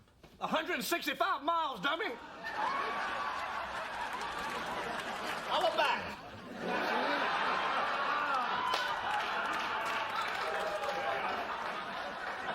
Now you should have stayed down. He's about to cry. I wasn't gonna cry. Not you, him.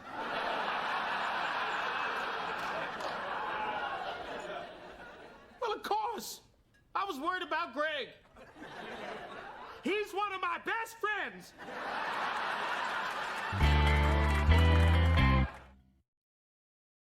I can't believe you would do this to us. Well, you deserved it for being hypocrites. You went off on me because I was afraid to come down here when you felt the exact same way yourself. All right, you made your point. Are you happy?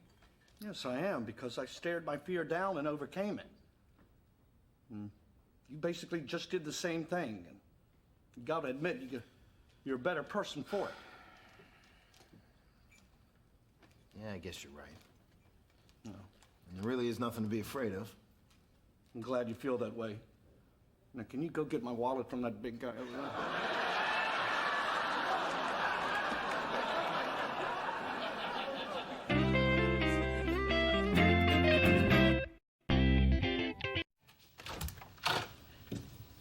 Wow, you finished vacuuming out your car already? Well, I couldn't even get started. Jimmy's out on his front lawn chatting with every neighbor that passes by. And if I don't join in, I'm a jerk. Hey, Richie! Oh, look, he's got another one. This guy doesn't even live in the neighborhood. No, that's Richie Hebner. He lives right over there. I thought the guy that lived over there had a beard. Greg, that guy died. When? Remember the day you were complaining about the ambulance blocking our driveway? The point is, I'm never going to get my car cleaned.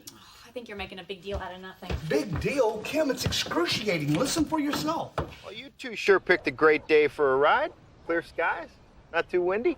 Moderate breeze. Yeah, I'd say a gentle breeze. You're probably right.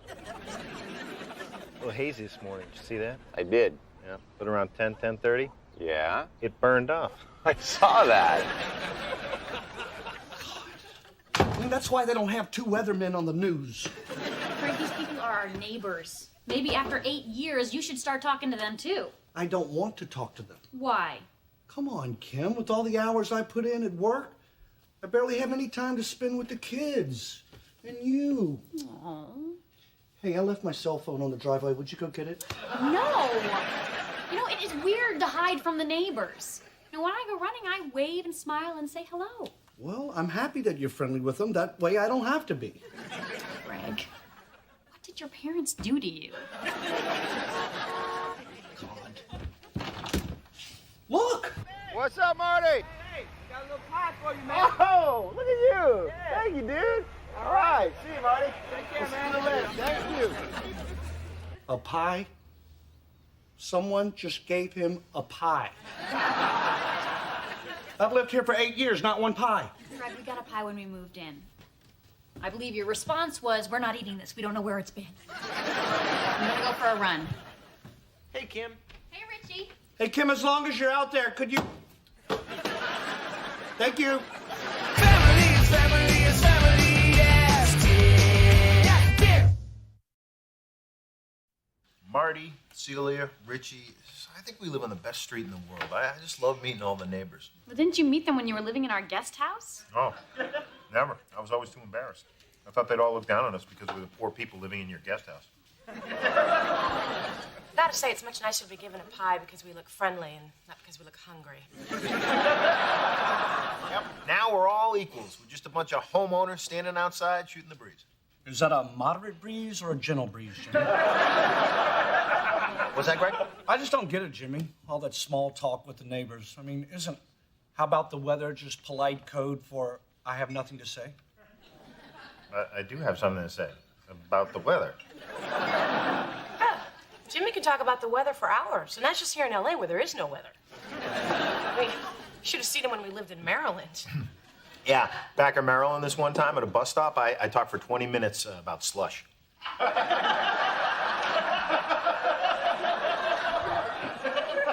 At the end, people were clapping.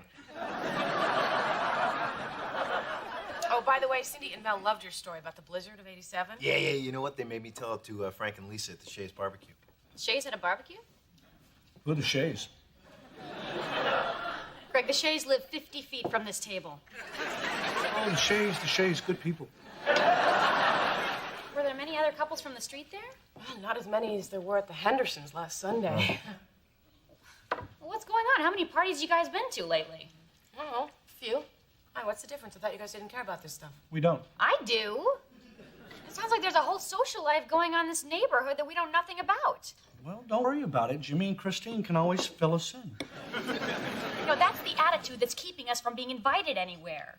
You're so antisocial, people think you don't like them. I like them plenty as long as they keep the hell away from me. I don't understand. Greg, you used to be so good with people. You were outgoing and sociable. Now, what happened? Nothing happened, Kim. I do it every day at work. Nice tie. Mondays, huh? Working hard or hardly working? That Greg seems nice. Yeah, I like him too. Well, he's a fake. Well, if you can fake it at work, you can fake it here, too. I'm not letting you drive the neighbors away anymore. That's it. We're having a barbecue. Here? Kim, you know, once we invite them into our home, that's it. They're in for life. This weekend. Okay. How about Saturday? Saturday's fine. Saturday's no good. What?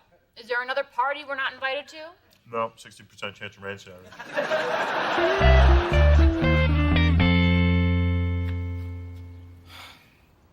I have got to eat something. Not until the guests get here. Christine, the invitation said 1 o'clock. It's 3:30, okay? We don't eat soon, It'll be time for dinner, and I won't have had my lunch. You never get back the meals you miss, Christine. You never get them back. It's an open house. People will come. One chip. Fine. Just don't mess anything up. Thank you.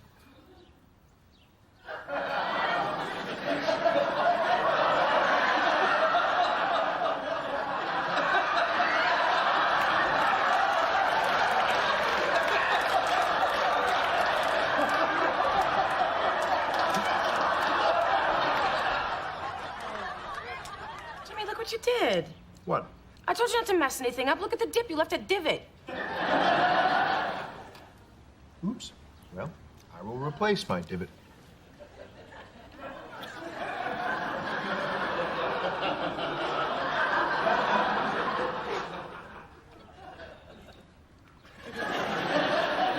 Jimmy, it's still messed up. Let me do a little Zamboni thing here, all right?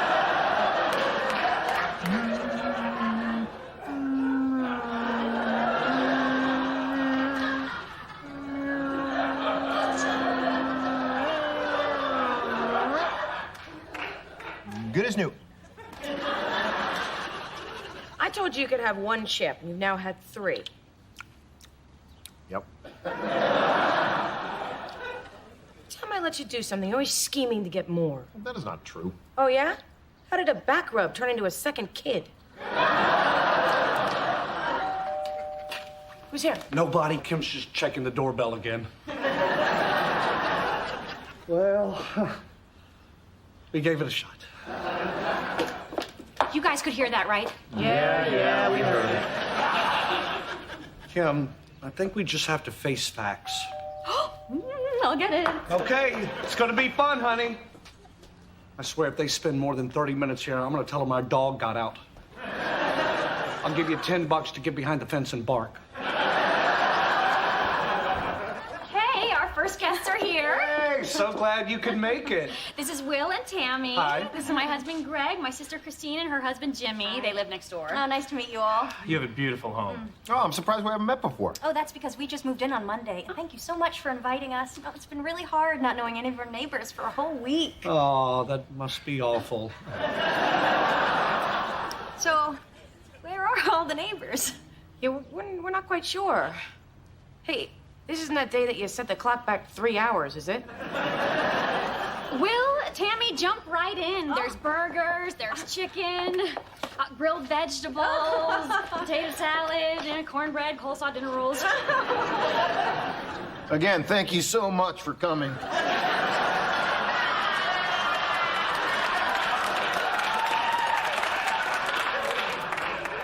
Greg, would you like to offer our guests a beer? I would like that. I would like that very much. Would you like a beer? Yeah, I'll take one. Oh, me too. Oh, super. I'll have one. Eat it yourself. I'm not an octopus. So, did you invite many people, Kim? Oh, everyone on the block. Uh-huh.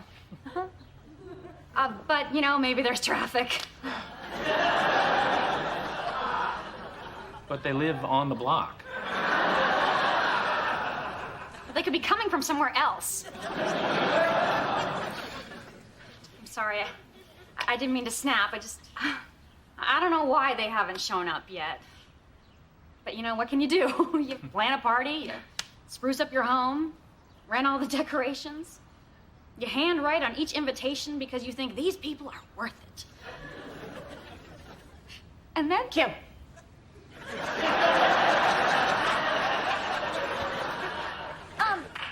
Maybe we should go. Oh, no, wait, Tammy. I'm sorry. I don't know why I just lost it there for a second. It's okay, Kim. Look, you seem nice, but obviously there's something going on between your neighbors and you. Oh, no. It's not me. It's Greg.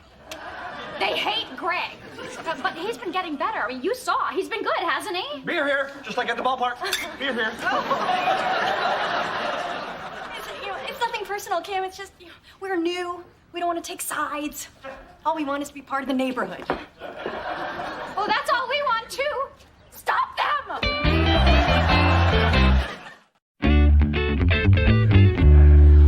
We might as well face it. No one else is coming. Let's clean up. All right. I'll do the dishes.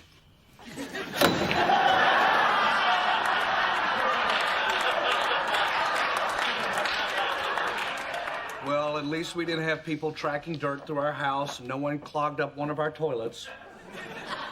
Actually.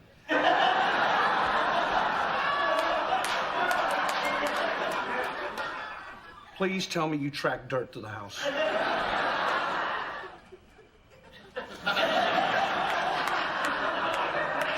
know, I can't believe this. All this time, I thought that my problem was that you didn't like the neighbors. My real problem is they don't like you. Why wouldn't the neighbors like me? They don't even know me. How could they know you? You never talk to them. I mean, you won't even take the garbage cans out to the curb unless you're wearing those bulky headphones. They're not even plugged into anything. Yeah, I think they figured that out. Jimmy, I need your help. Okay, I could probably get some of this cornbread down, but that's about it. No, your help winning the neighbors back. I feel terrible. I feel like I messed up something really important to Kim. Well, what do you want me to do? Well, I don't know. You're always out on the front lawn chatting with them. Maybe you could talk me up a little. But people aren't going to believe me. They got to see that from you. Well, then throw a big party over at your house. Everyone will show up, and I can win them over there. I don't know, Greg. Come on, Jimmy. All right, fine. But listen, if you're really serious about making friends with the neighbors, then you're going to have to work on your small talk. Ugh, I just hate it so much. I mean, if I'm going to have to talk to people, I'd like to at least talk about something interesting. Well, like what? I don't know, like the European Union. I mean, are they going to hold it together or what? Oh, my God, what kind of party would this be? I'm on my third beer. This guy wants to talk about Japan.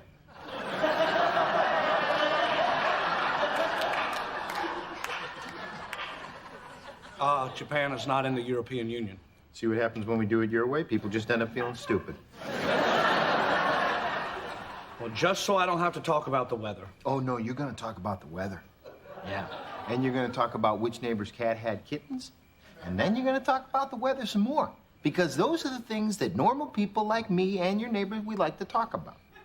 Well, maybe you're not giving your neighbors enough credit. Maybe if you gave them a chance, they would love to talk about something interesting. Yeah, I doubt it. But you know what? Let's find out. Tomorrow morning, my front lawn. Fine, I'll be there. But I must warn you, there's one or two neighbors that might be under the impression that I don't speak English.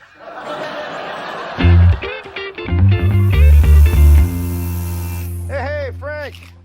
Jimmy, can you believe this heat? Yeah. High pressure front. You said it. Hey, well, look who it is. Hey, have you met my brother-in-law, Greg? I don't think so. How you doing, Greg Warner? Frank White. I'll tell you, Greg is the greatest. He is generous, he is kind, and he let Christine and I live in his guest house for 4 years. Really? That's really something. Where was that? Here, I live here. I live that house right next door. Oh. What happened to that nice single mother who used to live there? Kim, was it? That's my wife. Hey, good for you. Thanks. Good for those kids, too, having a man in the house again. No, see? Hey, Frank, you know what? Your lawn's looking great. Thanks. Just started mowing it the other direction. Wow, it shows. Just hope those sprinklers hold up while I'm away on vacation next week. Another vacation? Nice. This one was Lisa's idea. So instead of golf, we're headed to New York City. New York City? Now, there's something interesting to talk about. I love New York. Jimmy, hear that? Frank's going to New York City. Plan on seeing some theater? God, I hope not. You've been to New York before? Oh, please. I go twice a year. It's one of the most incredible places in all the world. Let me ask you something then. I'm at your disposal. Restaurants, museums. You think it'll rain? Pardon? I'm supposed to be there all next week. I heard it might rain. Do you really want to talk about the weather? Hey, Kim. Yeah, well, it's October. Of course it's going to rain. It's a really dicey weather month. Just like here. I better pack an umbrella. Oh, not really. I mean, as soon as the sidewalk's wet, there's a guy on practically every corner selling umbrellas. Wow. I bet those guys know the weather better than anyone. Oh, that's interesting. I never thought about that. When I get there, I'm going to ask one of those guys which forecast he follows. And I'd love to hear their answers when you get back. Count on it. All right. Great meeting you, Nice man. to meet you, Frank. Way to go, Greg. So you're telling me aluminum siding isn't even available anymore? Well, see, you can't buy it in most stores. It's either steel or vinyl these days. I didn't know that, Marty. A lot of people don't. I'm glad I bumped into you. You too. So Tito's has the best burritos? Yep. But for an enchilada, you gotta go to Lucy's. I will. Where would I go for tamales? Hey, we're not that close yet. You know, I can't believe that you've lived on this street for 8 years and I've never seen you around. Oh, you know. No. Tell me, Greg, what's your story? Where have you been? The truth? Of course. I was liberating a government in Micronesia. They held me hostage for 16 months. It rained almost every day. My God. What was that like? Liberating a government? No. 16 straight months of rain. Which was the blouse I was gonna buy in the first place.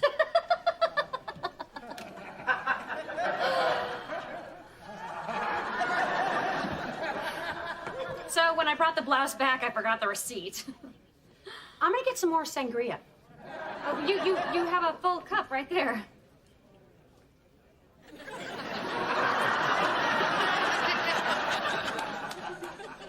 Excuse me. It's going great, isn't it? Oh, yeah, pretty good, I guess. I mean, my face hurts from smiling so much. Hey, you guys, don't cut into Marty's gooseberry pie without me. Wow, Greg's a regular social butterfly. Last time he got this much attention at a party, someone was sticking him with an EpiPen and screaming, "Hold his legs!" Christine, I think something's wrong. The women are being so cold to me. I doubt that. You know what? How about tequila Politan slushy with me? You'll feel a lot better. There you are, Christine. Lisa! Oh, Hi. You know my sister, Kim? Oh, sure, yeah, hello. So nice to see you, Lisa. Yeah. I'll catch up with you later. That was kind of chilly. See, I don't understand. Me neither. Maybe Tammy knows something. Tammy? Hi, Christine. Oh, thank you so much for having us over. I've met so many nice people here. I mean, they've been nice to me, not on anybody's side. All right, what is going on? Has anyone told you why they're being so hard on Kim? I'd rather not say. Look, there's something you should know about me. Tequila makes me horny and mean.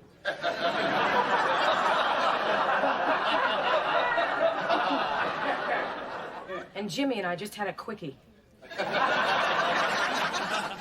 Talk to Fran. Fran? Christine, I don't want to have a confrontation here. I'm here to make friends. Apparently you and some of the other women in the neighborhood have a problem with my sister. I'm sure it's just a little misunderstanding. And if you're uncomfortable Do you talking really about... want to talk about it here? Well, I'm sure it's Spit it out. Okay, fine. It's where you parade around in your skimpy little jogging outfits. Doesn't make life any easier on the rest of us.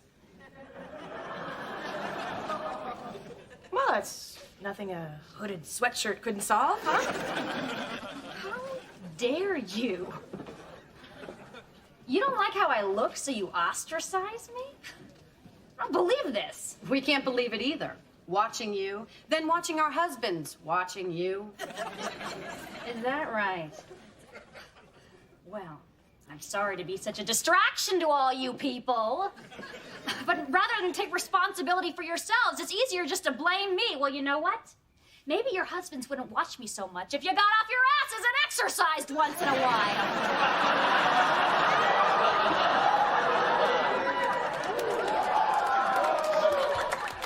Kim seems kind of mad. Yeah, but not at me. So, you know what? Do me a favor.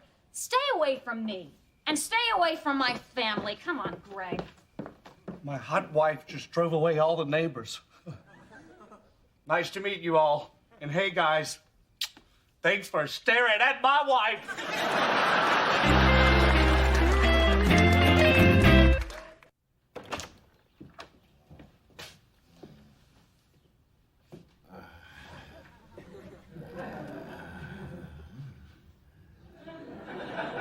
Is he all right? Hey, she's having a sex dream.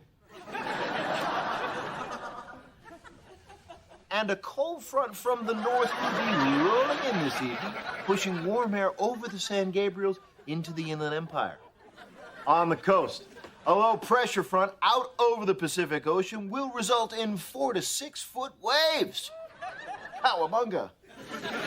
And as you can see on our exclusive AccuJimmy radar, Hot dream? mid-60s at the beaches. A little warmer in the valley.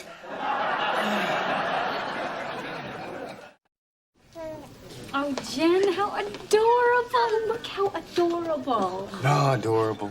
Corkscrew? Oh, Jen, you must be so happy. I am. I really am. Look at that resemblance. Looks just like Tom.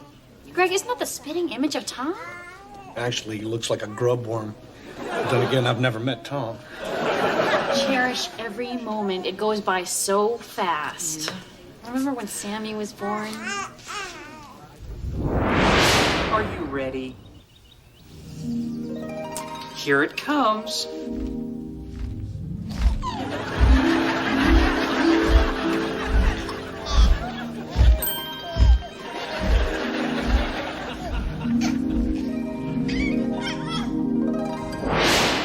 Remember? Yeah.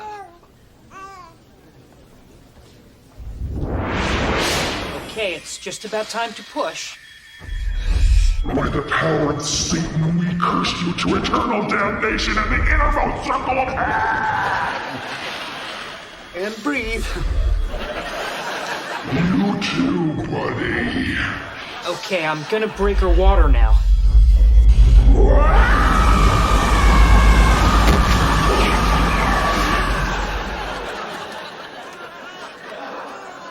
Christine, you want to turn? Wow, I'm getting old. We used to get excited at parties about passing around a bong.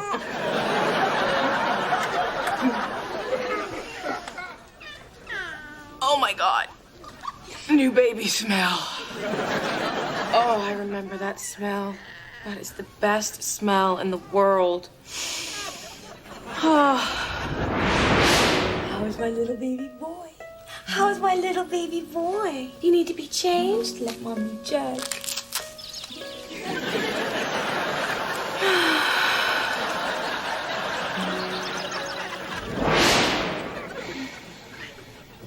Remember?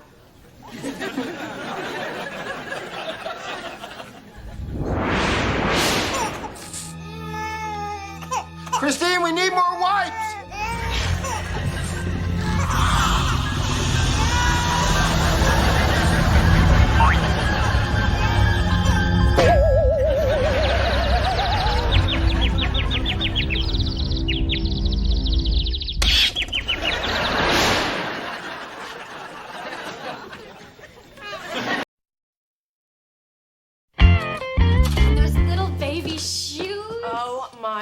How cute were those? So cute. Did you guys see those? Yeah. And that new baby smell, oh, I love that. If that little string weren't tied underneath her chin, I would have snorted that bonnet right off her head. I love that new baby smell. Did you smell that? We smelled it. Yeah. Christine, would it be crazy if... Oh, never mind. What? Say it. Would it be so crazy for me to have another baby?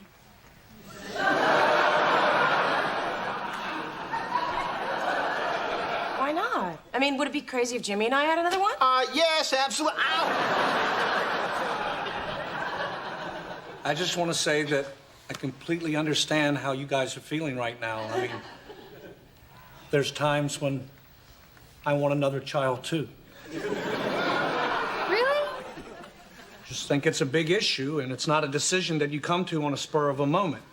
I think we should take some time and weigh the advantages and disadvantages and give it the consideration that it truly deserves. Well, thank you, Greg. And thanks for shutting him up, too.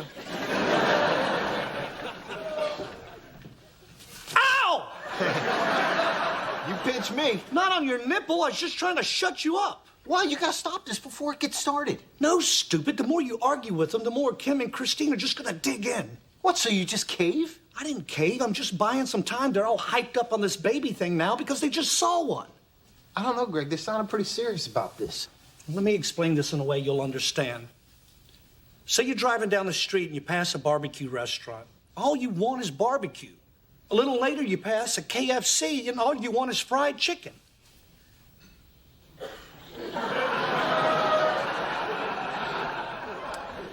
What I'd do is I'd probably just go back to the barbecue place because most barbecue places have barbecue and fried chicken.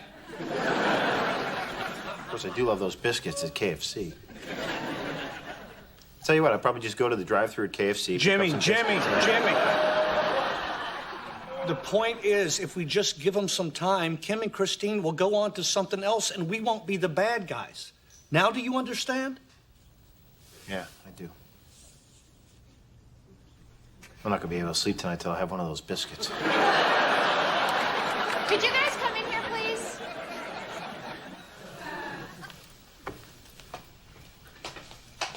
We just realized we're both ovulating.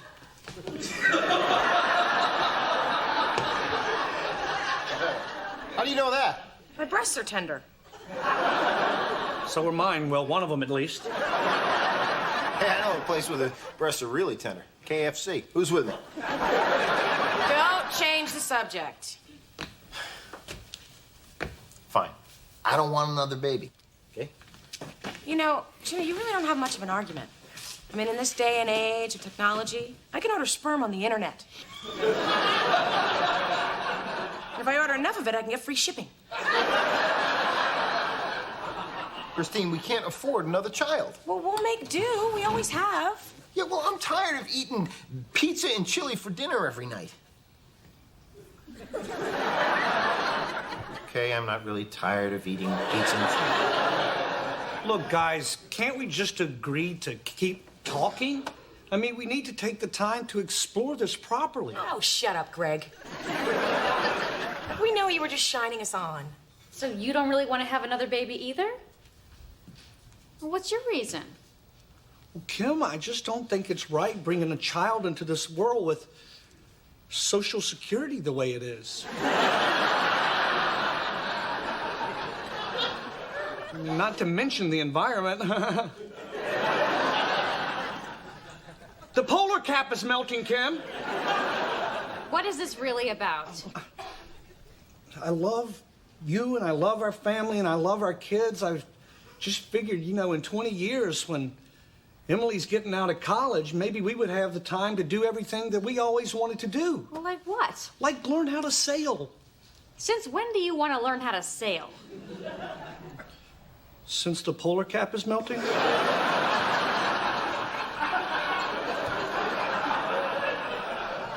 So, how do we settle this? Hey, how about a puppy? A puppy? Hey, a puppy! That's a great idea. They're cute and cuddly, and the timing works out perfectly. When the kids get out of college, you know, and we have our freedom back, it'll be dead. We want a baby. Well, we don't. Well, we do. 2 puppies and a bunny. That's our final offer.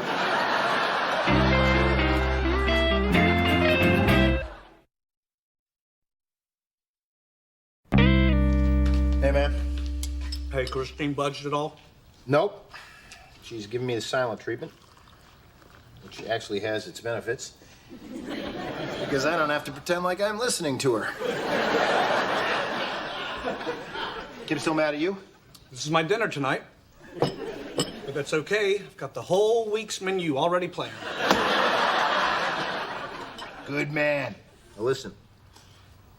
You're not gonna cave, are you? Because if you cave, I'm dead. Absolutely not, Jimmy. We're in this together. Okay, you and me, Greg. And no sex. We're just hugging, Greg. No. I mean, no sex with our wives. What?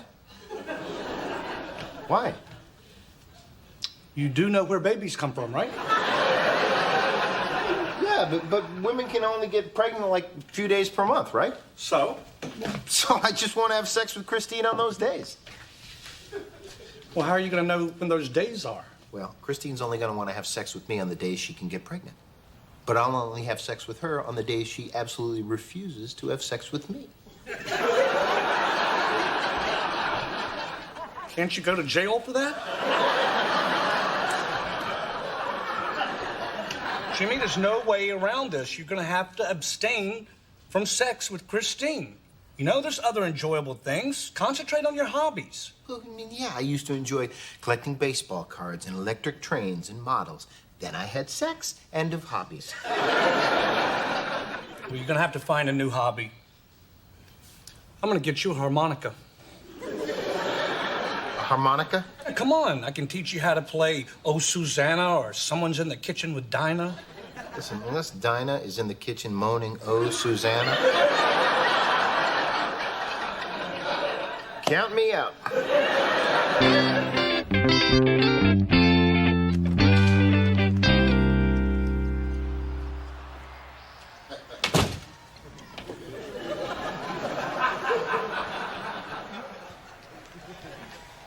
I can't take this much longer. I'm hanging by a thread here, dude.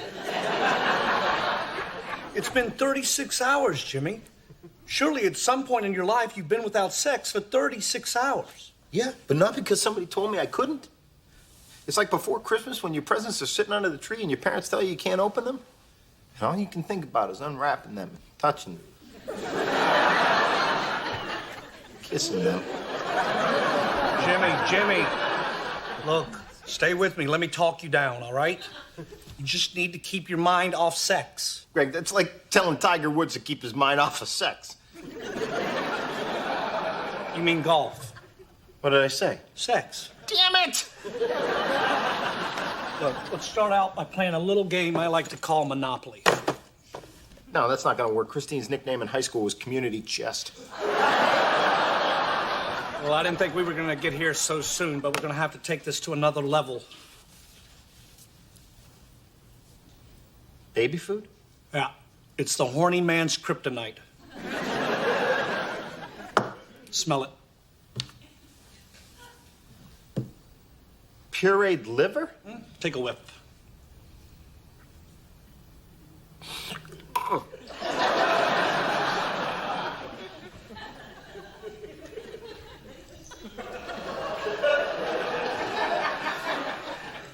Hey, it worked. What'd I tell you? This is great, man. I can't believe this stuff works. Hey, what are we watching?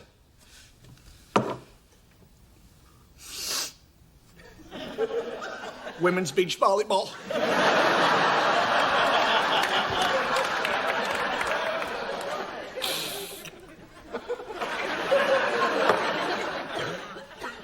Bring it on.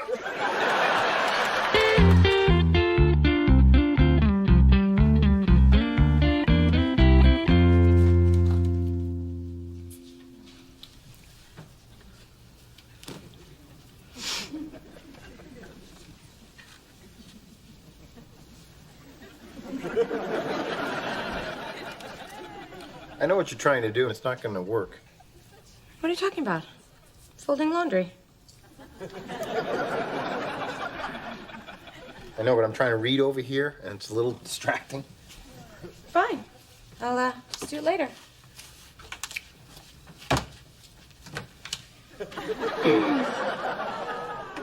I guess I'll read my book too.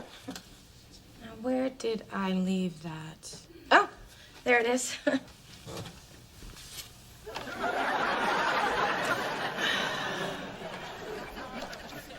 Oh, this isn't my book. I must have left it in my bag.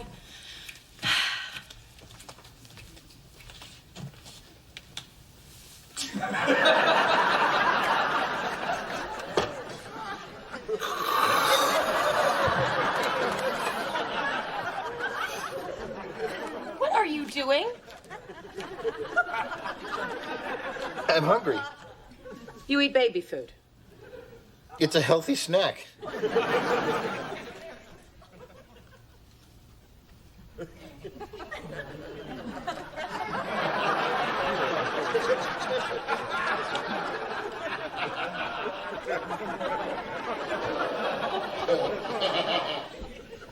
Yeah, but...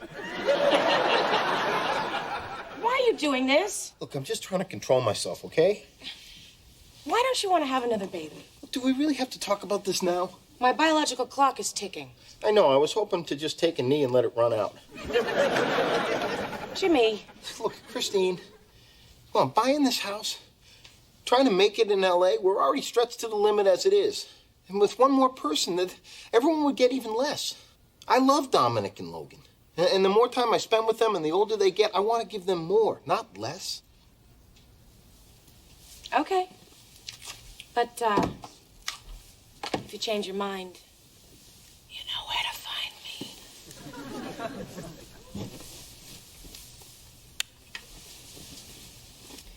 I think I'll sleep naked.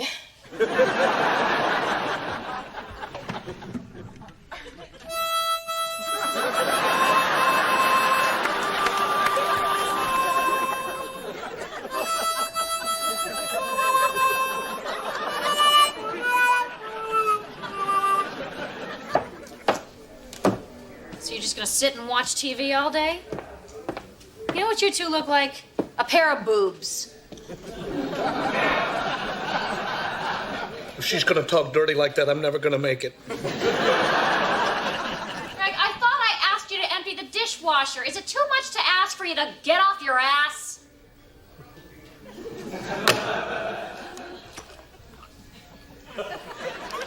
She said ass.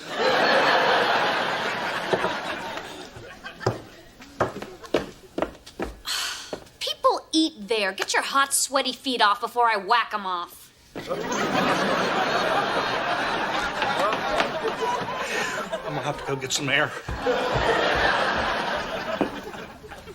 Thanks a lot. Thanks a whole lot. Yeah, I'm sorry. Did you say something? I'm not talking to you. What is your problem? What is my problem? You and your stupid biological clock. Hey, I'm not the one who brought this up first, you little jerk. Hey, I can... Kim said she wanted a baby before I did. I can handle Kim. I'm good at that. I got out of having a cat because I told her I was allergic to them. You are allergic. Am I? I could have put her off forever.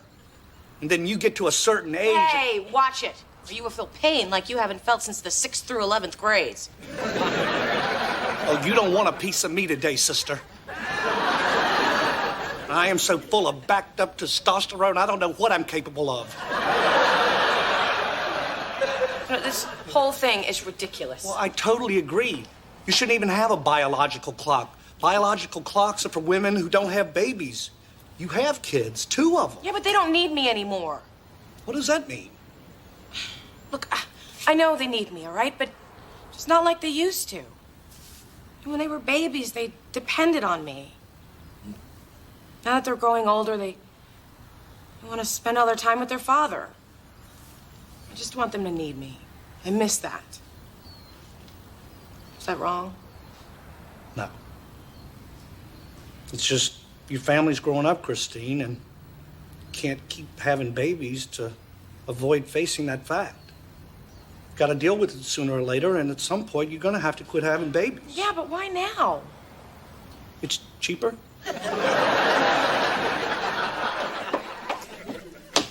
Oh, wait, go back. There's Greta Van Susteren interviewing Barbara Bush. Oh, what a great first lady.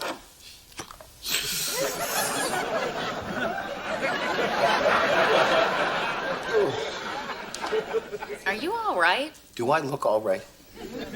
I had pancakes for breakfast this morning, and all I could think about was a threesome with Aunt Jemima and Mrs. Butterworth. And it's all your fault. What? You're the one who started this whole baby thing. You're younger than Christine. If you just waited a couple years, it would have been too late for her to have a baby, and you could have done whatever the hell you wanted. You know what? I am not even going to dignify that with a response. Well, I'm just saying, okay? We got our hands full with Dominic and Logan. And besides, anytime I see someone with more than 2 kids, they look miserable. Well, you never met my grandparents. They were the happiest people I knew. They had 6 kids, and they both died with a smile on their face. Yeah, they were smiling because they knew they were getting away from their kids. You're right. Gonna have to deal with this sooner or later. Might as well be now. Guess we should go tell Jimmy and Kim I changed my mind. Probably. Jimmy's going to be so excited. Yeah. Kind of a shame, though. He was getting pretty good at that harmonica. Guys, we have some news. So do we. What's your news? I want to have a baby. What? I don't want to die alone. What did you say to him? I just told him about my 95-year-old grandfather, that he died surrounded by 6 children and 18 grandchildren and was happy because he knew he would always be remembered. I want to be remembered. Dominic and Logan are going to remember you. Logan can't remember to wipe himself. We've decided we want another baby. Well, we've decided we don't. What? Yeah, I mean, Greg made me realize that this really wasn't about me wanting another baby. It was about facing the fact that my children are growing up, and I have to deal with that. But I want a baby. And so does Kim. We better have one together then.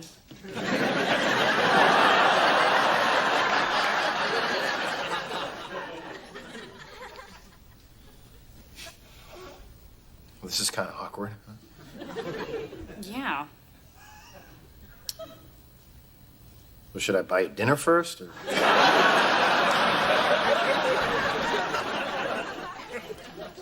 You're kidding, right? Of course, like I'm gonna pay for dinner.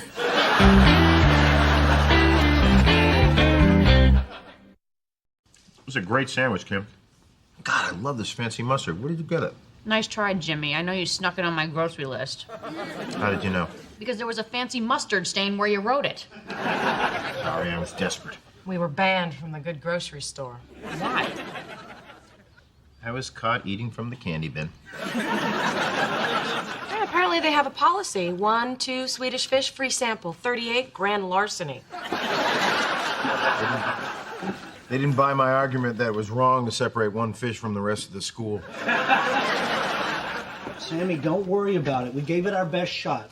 I'll put the training wheels back on the bike right away, okay? What's going on? Greg's about to ask me to put Sammy's training wheels back on. Still not getting it? It's just so frustrating. I keep telling him you can't think about it. You just got to do it. You know, it's amazing how true that is in life. I've told that to so many people. Like me? When you were down on one knee drawing a ring on my finger? Kim, it's been 3 weeks, and if anything, Sam's getting worse at it. Hey, teaching a kid to ride a bike is hard. I remember my dad, when he was teaching me, he didn't want to run behind the bike, so he just pushed me down a hill until I got it. Ended up with 32 stitches. God, that's terrible. That's not as bad as it sounds. It's actually 8 stitches 4 different times. Kept opening up every time I fell. Just want him to have fun out there. Damn it! Maybe that's a problem, Greg. What? Maybe you getting so frustrated is putting too much pressure on him. Maybe he's better off learning from somebody else. Well, it's true. I mean, think about it. There's no one you want to succeed more than him, and there's no one he wants to please more than you, so you're both trying too hard. Yeah. My dad tried so hard we got a visit from Child Services. Of course you did. He was pushing you down a hill. Actually, they didn't show up until he tried towing me behind his car. I think Jimmy's got a point. I mean, I remember when Dad was teaching me to drive, he'd be there in the passenger seat, honking the imaginary horn, hitting the imaginary brake. Too bad you didn't jump an imaginary curb and hit an imaginary tree. He was making me nuts. I panicked. I hope you're not doing that to Sammy. I'm trying not to. You know, I could try teaching him. Really? Yeah, sure, as long as you return the favor one day when I have trouble teaching something to Dominic or Logan. Like calculating percentages? No, like something useful. You know, like figuring out how much to tip. I did it. I rode the bike. That's great, Sammy. Way to go, buddy. You did a great job, Sammy. Really great. Now go get yourself a treat. Get your Uncle Jimmy one, too. There should be some Dove bars. I'll put them on your mom's list. He really did it? Yep. The bad news is, before he got good at it, he dinged a car. Good news, it was your car. I'm just glad he could do it. That's great, Jimmy. Thanks. Yeah, the last thing we wanted was for Sam to have to ride a giant big wheel well into his teens. Well, those kids always get teased beyond belief. It wasn't a big wheel. It was called a tri-cruiser. And who made it? Hasbro.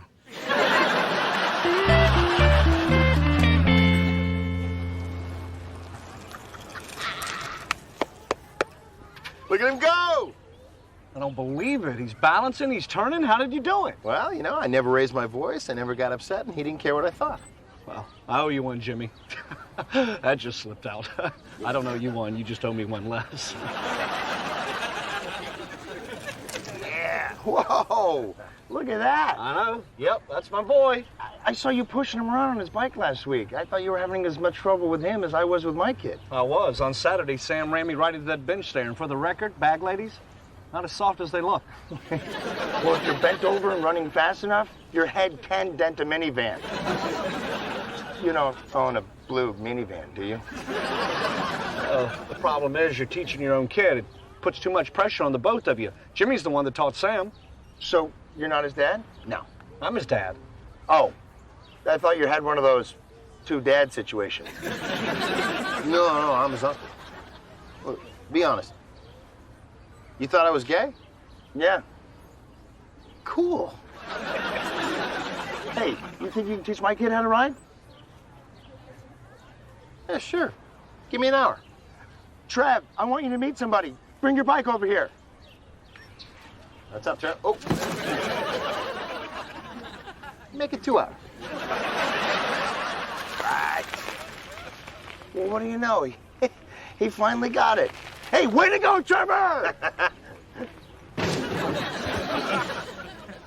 May want to let him concentrate until he gets his confidence. Wow. You really know what you're doing. Hey, thanks a lot. Hey, no problem, man. Hey, what's this? Just a little something for your trouble. Nah, I can't take your money. It makes me feel like a $10 hooker. Who you dated twice. Jacob, please. Thanks to you, instead of fighting every weekend, Trev and I can actually have some fun. Let's go, buddy. Way to go, Jimmy. Guy gave me a $20 bill. So? Well, I don't know. I just don't feel right taking somebody else's money. Really? The last 5 years must have been torture for you. I didn't do anything for you. You make the weirdest kind of sense. No, you provided a service and you deserve to be compensated for it. If the guy would have offered you a hero's sandwich, would you have felt bad about taking that? Well, no, because that would be like a gift. Which is what that is. You're right. Wow. What? Can you imagine a $20 sandwich?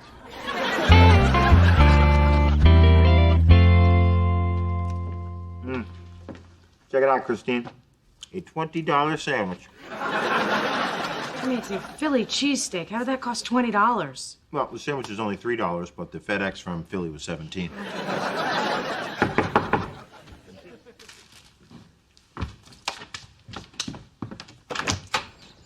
Hey, Frank, how you doing? I'm all right, Jimmy. But we're having a little issue over at my house that I need to talk to you about. Well, I side with Lisa. You should definitely shave that mustache off. What? Nothing. What's going on, Frank? Dan down the street told me you taught his kid to ride a bike in no time. He says you're a genius. Well, he also thought I was gay. He might not be the best judge. Do you teach other things? Like what? I'm having a terrible time teaching my 16-year-old to drive. We can't get through a lesson without yelling at each other. He called me a doofus, Jimmy. A doofus. You know, Frank, for a 16-year-old, that's not bad. I mean, our 7-year-old talks like he's in the cast of Deadwood. I think he picked it up from Lisa. Last week, she called me a dingbat, Christine. A dingbat! You know what, Frank, I'll give it a shot. That's great, Jimmy. Oh, so, how much do you charge? Oh, I don't really charge. He does accept gifts. How about $20? Okay. An hour? Okay. Later this afternoon? You got it. Goodbye, Christine. Bye, Frank. $20 an hour? Under the table? Under the table, no. I probably have to report it.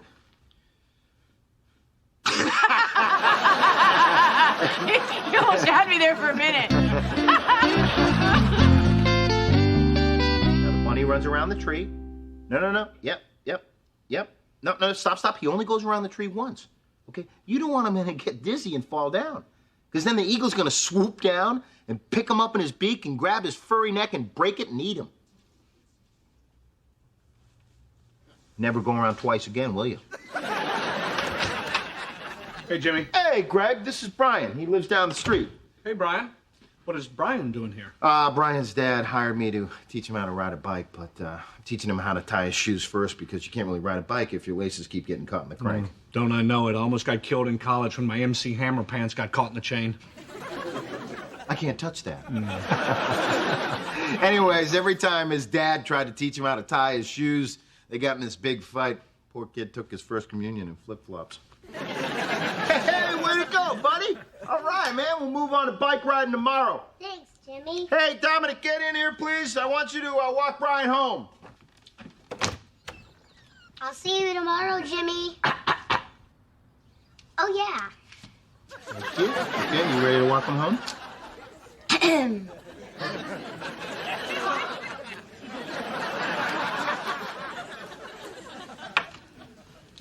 I came over because I figured you'd be watching the game. Yeah, I can't. I got a 5-year-old at 3 and a 7-year-old at 5. What are you talking about? Well, ever since that day in the park, all the dads in the neighborhood have been hiring me to teach their kids all sorts of stuff. My schedule is completely booked. You have a weekly planner. Yeah, when you're this busy, it's important to stay organized. You know, like next Saturday at 4 o'clock, I'm getting a bikini wax. Wait a minute, this is Christine's planner. Well, I know what I'm doing next Saturday at 5 o'clock. Wow, looks like you got your own business going, huh, Jimmy? Go figure. You know, it is amazing what kids' dads turn to the right and left. I'll help. Now you got it, Greg. No, I'll just grab this corner here. Fine. Oh! I'm stuck. Great, now we have to move it 2 more times. Thanks for the help, Greg. I'm sorry, I didn't realize I grabbed the back. You don't cook much, do you? Wow, that looks amazing, Jimmy. Wait till the matching refrigerator shows up. Jeez, you guys have come a long way. Your first fridge was a cooler with a Washington Redskins logo on the side. How's it working out for you, Billy? Still works great. Ice cream truck is here. You have some money to get some ice cream? You bet you can, boys. I'll tell you what. Here's a 20. Why don't you get ice cream for all the kids in the neighborhood? Yeah! Oh, jeez, careful, guys. Careful. In a way, they're all my boys now. You know what, Greg? I'm starting to see what makes you tick. I mean, I've always provided for my family, but it feels really good to have some extra cash to spoil them. You know, the way you always do with your family. Well, you should do more for them than buy them ice cream. You should be saving money for their college education. Greg, I got a Ken Griffey Jr. rookie card in near mint condition. We're gonna be fine. Here's a phone call for you. I'll take it. Hello? Yeah, I'm his assistant. Let me check. Jimmy, it's another dad from the neighborhood. Wants to know if you could teach his 15-year-old how to ballroom dance. Absolutely. Okay, be here tomorrow at 4 o'clock sharp. And by the way, may I ask how you heard of us? You know how to ballroom dance? Yeah, sure, yeah. I learned in gym class. I know how to foxtrot, cha-cha, waltz. What? I've known you 20 years. All you ever do is grab my ass and sway. Doesn't mean I don't know how to dance.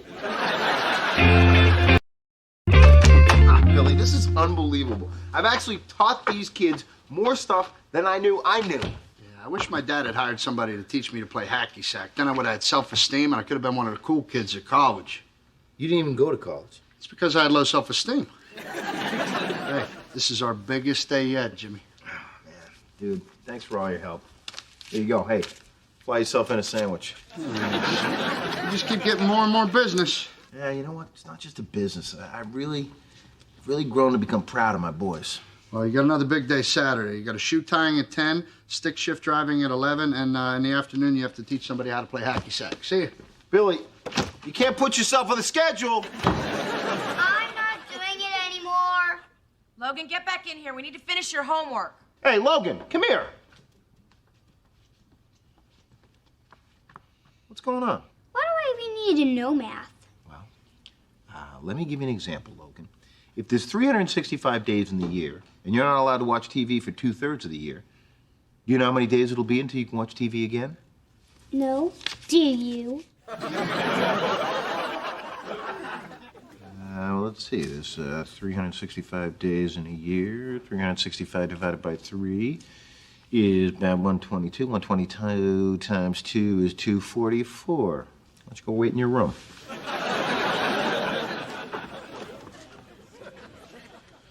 How'd you come up with that so fast? Adrenaline? What's going on with him, anyways? He insists on adding and subtracting by counting on his fingers. And when I tell him he can't do that for the rest of his life, you know what he says? Why? Well, when you really think about it, I mean, he'll always have his fingers. He can't keep counting on his fingers. Well, what are you doing getting so frustrated about it? Just have Kim teach him. What? Well, you know, you've got that whole parent-child thing going on. I mean, you've seen how much better it works when somebody else does it.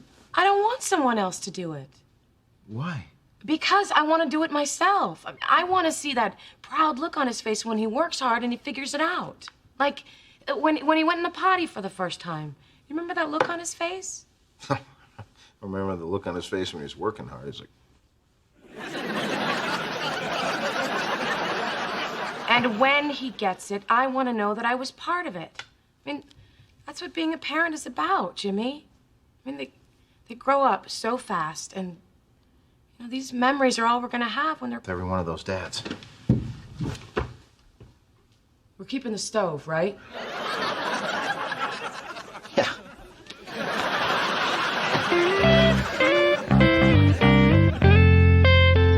So that's it. I'm done.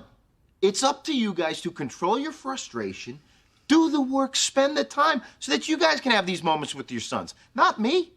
Frank, you should have seen your son when he finally got started in first gear without stalling out. He was so excited. I will never forget it. I'm sorry I missed it. It's not too late.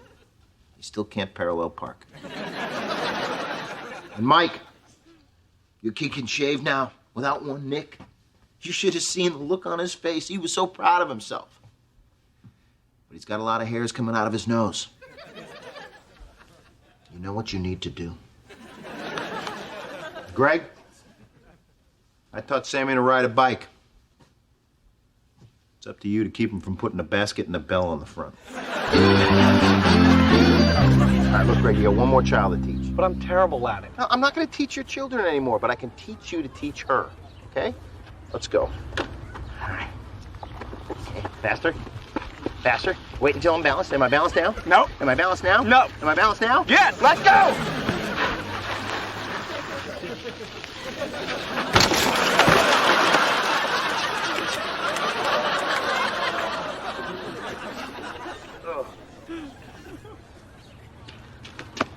Hey, can you teach me how to do that?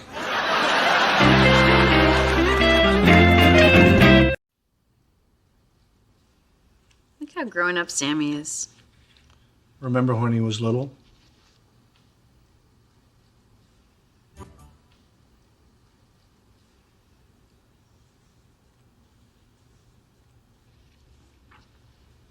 Wow, I didn't realize how big Logan has gotten. Boy, it goes by fast. I'm a little confused.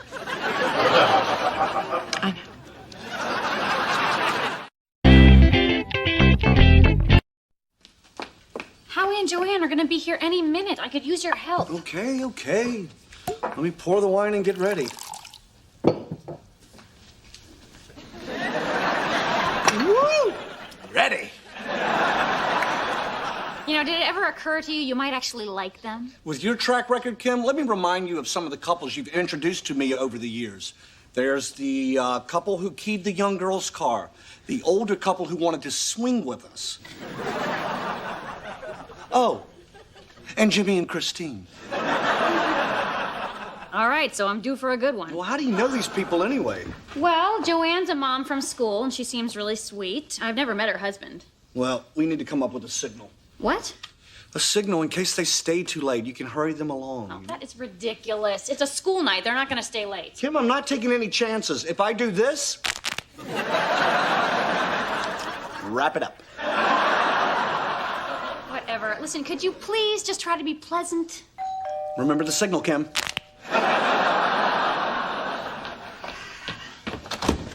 Hi! Kim, this is Howie. Nice to meet you. Hi, look how little and cute you are. I can just put you in my pocket. Thank you. Come on in. This is my husband, Greg. Hello. Hi, how are you? Gee, I'm so glad we could finally do this. Yeah, I've been looking forward to this too. Too bad it's a school night. Sorry we're late, but Joanne wrote the directions down wrong, but don't blame her. She's got a learning disability. I do not. We've been married for 15 years. There's be some sort of explanation. Well, I have to say, our Sammy loves your little Rebecca. You have to meet her. She is exactly like her mother. Yeah, we're hoping she grows out of it. Would you guys like a drink? Yeah, I'll have vodka and soda, and my mother here will have a small glass of white wine. Oh, Howie, he says that all the time. He drives me crazy. For her, not such a long drive. I'm gonna go get the vodka. Yeah, bring me one too. Kim, that chicken was delicious. I love the spices. It reminds me of the food we had on our trip to Antigua. No, you're remembering it all wrong. It was our trip to Jamaica. All I know is they baked it in these little clay pots. What are you talking about? She can't tell a story to save her life. If I die first, and Lord, please, let me die first, I will have to write my own eulogy for her to say. I'm looking forward to that. Hey, that's not nice. Anyway, Joanne, you wouldn't believe how easy the recipe is. I'll write it down for you. Don't bother. It's like trying to teach a dog how to play piano. You know, I saw a dog play piano on Letterman once. Well, then it's not like that. I want your pie. He loves his seconds.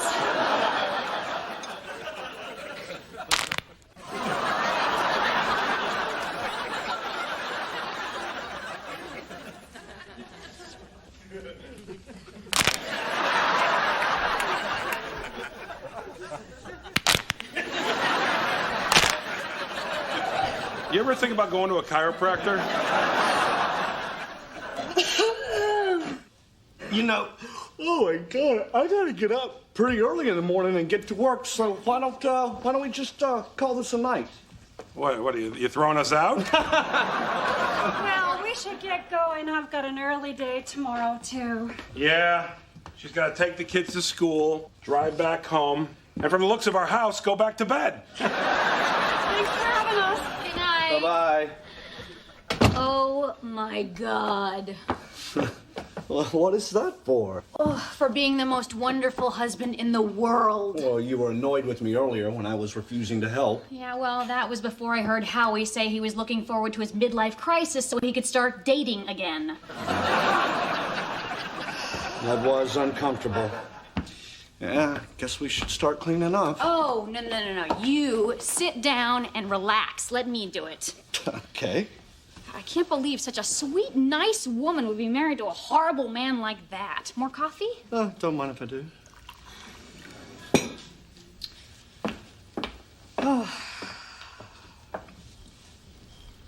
I am so lucky to have a husband like you.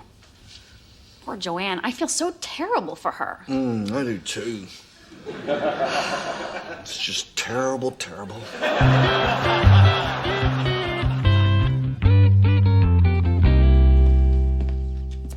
So, did you have fun last night? You mean with Howie and his wife? No. I mean after they left and we went up to bed. Yeah, those were some amazing positions, thank you. Or as you must have already learned in yoga class, namaste. So what do you want for breakfast? I'll make you anything you want. I don't know, I was just gonna grab some cereal. I don't want to be late for work. Oh, so you'll be a little late for work. I want to spoil you. I'm going to go to the market and get everything I need to make your favorite breakfast. Eggs and corned beef hash? With fresh biscuits. Wow, thanks. I couldn't ask for anything more than that. Greg, for you, I would bend over backwards. Again.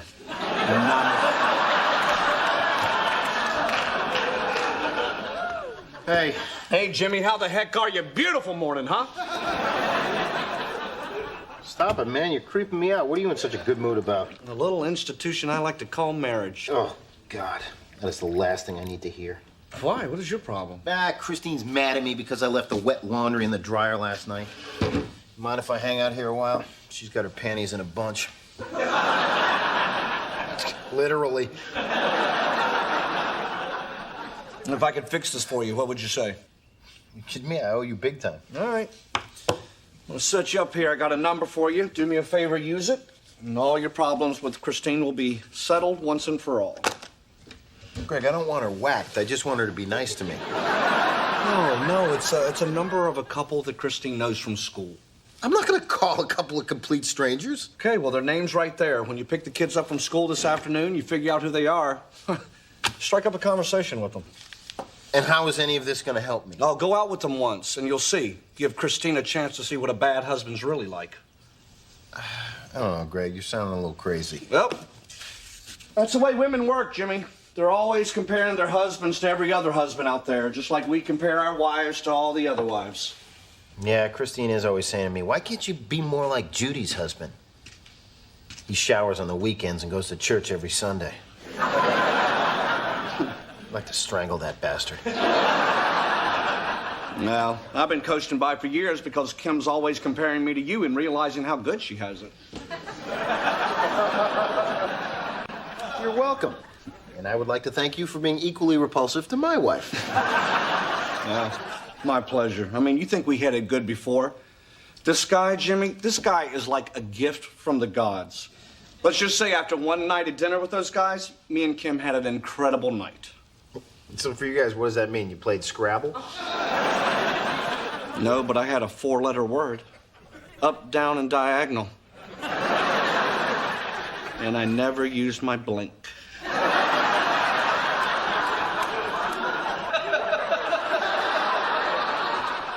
Wait a minute, I'm confused. You guys have sex or play Scrabble? It was so nice of you to invite us out for dinner. I'm glad I bumped into Jimmy at the school bake sale. I'm glad, too.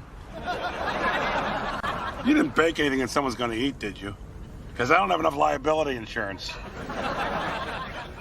Jimmy brought home one of her banana breads. It looked delicious. Before you eat it, would you be willing to sign a waiver? Right turn, 1/4 mile. Prepare to turn right. Man, I love this navigational system. The directions are always perfect. And it's so nice to hear a woman's voice in this car be right for a change. I'm surprised a woman's voice can get a word in edgewise around here. Wow. Listen to the mouth on that one.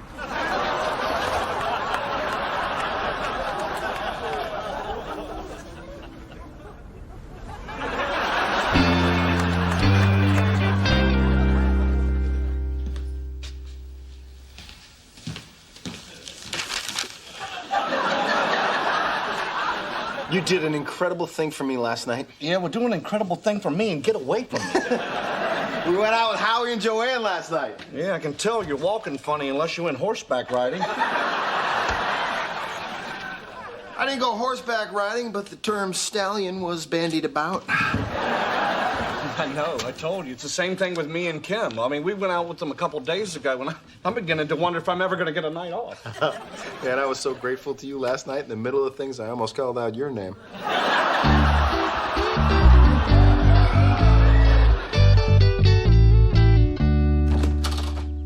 Hey, how's it going? Great. Christine made me breakfast and lunch today. And since I slept until noon, I had both at the same time. Good for you. Over here, the magic's starting to wear off a little. You're kidding me. No, it's been a week now. I mean, watch this. Kim?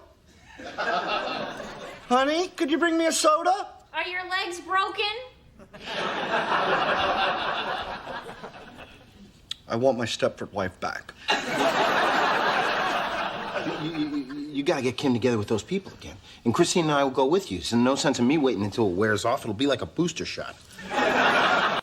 Kim is never going to go out with that guy again, and neither is Christine. No, come on, man. There's got to be a way. I can't let this end. Last night, Christine rubbed my feet. Oh, man, it felt so good in the middle of things. I almost called out your name. Stop doing that!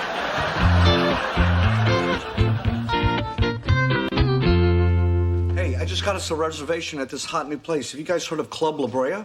Oh, yeah. I've seen it on Entertainment Tonight. Yeah, that's the new celebrity hotspot, right? That's where Paris and Lindsay go to not eat.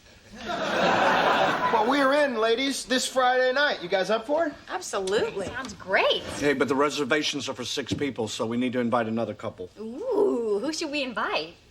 You could always invite Howie and his wife. Are you kidding? What, so he can tell me he wants to put me in his pocket again? He is such an ass. Ugh, I know. We've taken over countries where they treat their wives better. I know what you mean. I feel terrible for her. I think that's exactly why we should invite them. What? Well, you know, we've been talking, and we really think we can't turn our backs on her. Yeah, sure, we can be selfish and never see them again, but how is her life going to get any better? What can we do to help? Well, we could spend some time with him. I mean, how is Howie ever going to learn to behave better if he doesn't have good examples, you know? Couples like us, with healthy relationships, built on honesty and trust.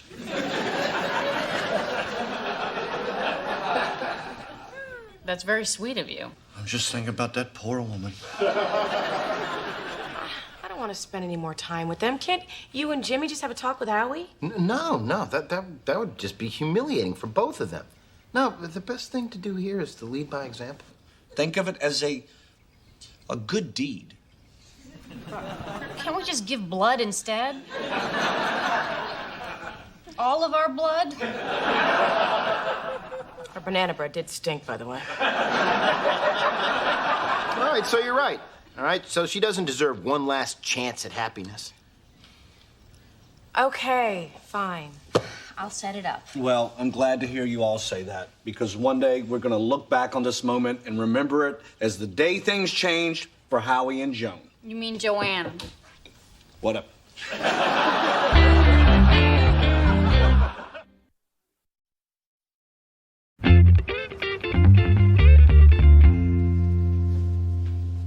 Wow, this place is great. I can't believe Greg got us in here. I know. How did you get us in here? I made a reservation under F Daddy. Who's F Daddy? I don't know, but they didn't want to admit that they didn't know, so here we are. Reservation for F Daddy, please. F Daddy. Oh, there I am, Perry Farrell. I think I just forgot to put down the daddy part. I'm going by Perry F Daddy these days. You're Perry Farrell from Jane's Addiction? Well, probably don't look the same because I'm no longer addicted. Just trying to keep it real. This way. It's too bad we have to waste this place on Howie and Joanne. I know. It's going to be hard to enjoy ourselves having to listen to him put her down all night long. Could you two be a little more positive? Remember, we're here to show Howie how husbands who love their wives behave. That's right. Tonight could be a real turning point in their lives. Come on already. Sorry we're late. I guess the older she gets, the more time it takes to look present. Sit down.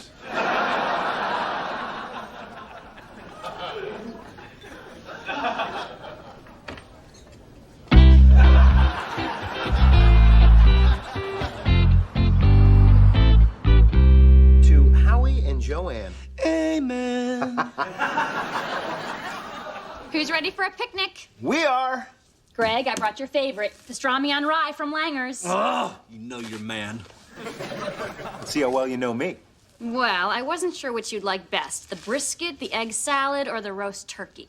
So, I brought you all three. You do know me. Hey, Christine, I didn't know you were stopping by. Oh, well, I was able to sneak out during lunch, and I wanted to do something special for you. Oh, can it beat egg salad, brisket, and roast turkey? How about a quickie in the supply closet?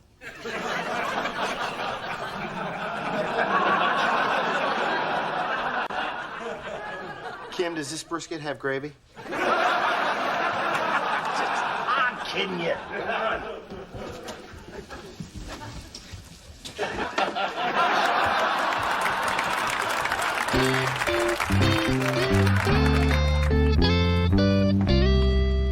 Hey, thanks for the lift, man. Yep. I was thinking maybe you could come over later and watch the ball game. Sure. I'll get Christine to run out and get us some beer. You think you can get Kim to make us some sandwiches? How many? What kind? Hey, is that Howie's car? Yeah, it is. Did you invite them over? No. Did you? Hey! Hey, guys. So, what's going on? Well, we were just about to have a little talk. Look, this is a little awkward, but it has to be said. The way that Howie treats you is completely unacceptable. If I may, I think what Kim is trying to say is the man's a pig. You know, I don't think it's our place. No, it's okay. I know how he treats me badly. But, I mean, what am I going to do about it? I'm not going anywhere. We have 3 kids. That's true. This is true. Come on. Well, thanks for coming over. No. You can't just sit there and take it anymore. You have to do something. Look, Kim, Christine, I really, really appreciate what you're trying to do. But Howie will never change his behavior. He's a guy. That's just how guys are. Believe me, I know guys, all right? And they're not all like that. I mean, some of them have big hearts, like these two. The truth is, when Christine and I saw the way that Howie treated you, we were so upset by it, we were just going to avoid you. Yeah, but Jimmy and Greg were the ones that convinced us that was wrong. I mean, they were the ones that were so worried about you, right? I mean, they practically begged us to get involved in your life and help you. I am so touched. To think that my well-being is that important to you. Tell her, Jimmy. Tell her how you feel.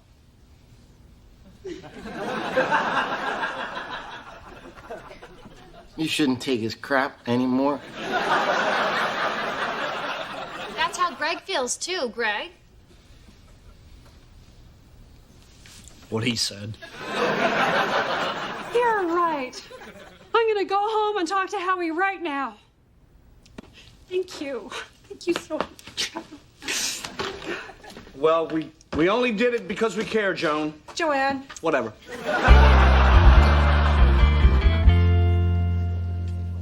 Well, I'm so glad we could all get together again. You know, it's only been a couple of weeks, but it might as well be 100 years. Between going to AA meetings and couples therapy, it's really changed my life. Oh, excuse me, right over here. I'll take a dozen. There you are, my friend. Keep the change. For you, my lady. Aww. Yeah, come on here. I'm so sorry you guys had to see me behave so poorly, but I hope in the future we're still around together to see my good behavior. Well, that is really great to hear. But just so you know, if you slip up, your ass is mine. She's fun. You are fun. Hey, we should pick a date night, you know, like you guys wanted, so we can all see each other every week. What about Monday night?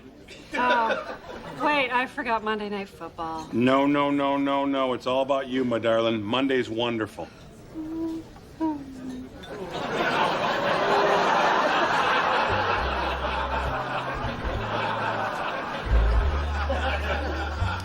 Yeah, Monday.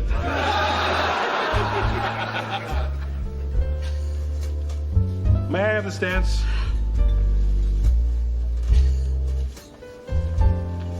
Wow. It's amazing. He is so attentive to her and so romantic. It's like a different person. Can you imagine having a husband like that?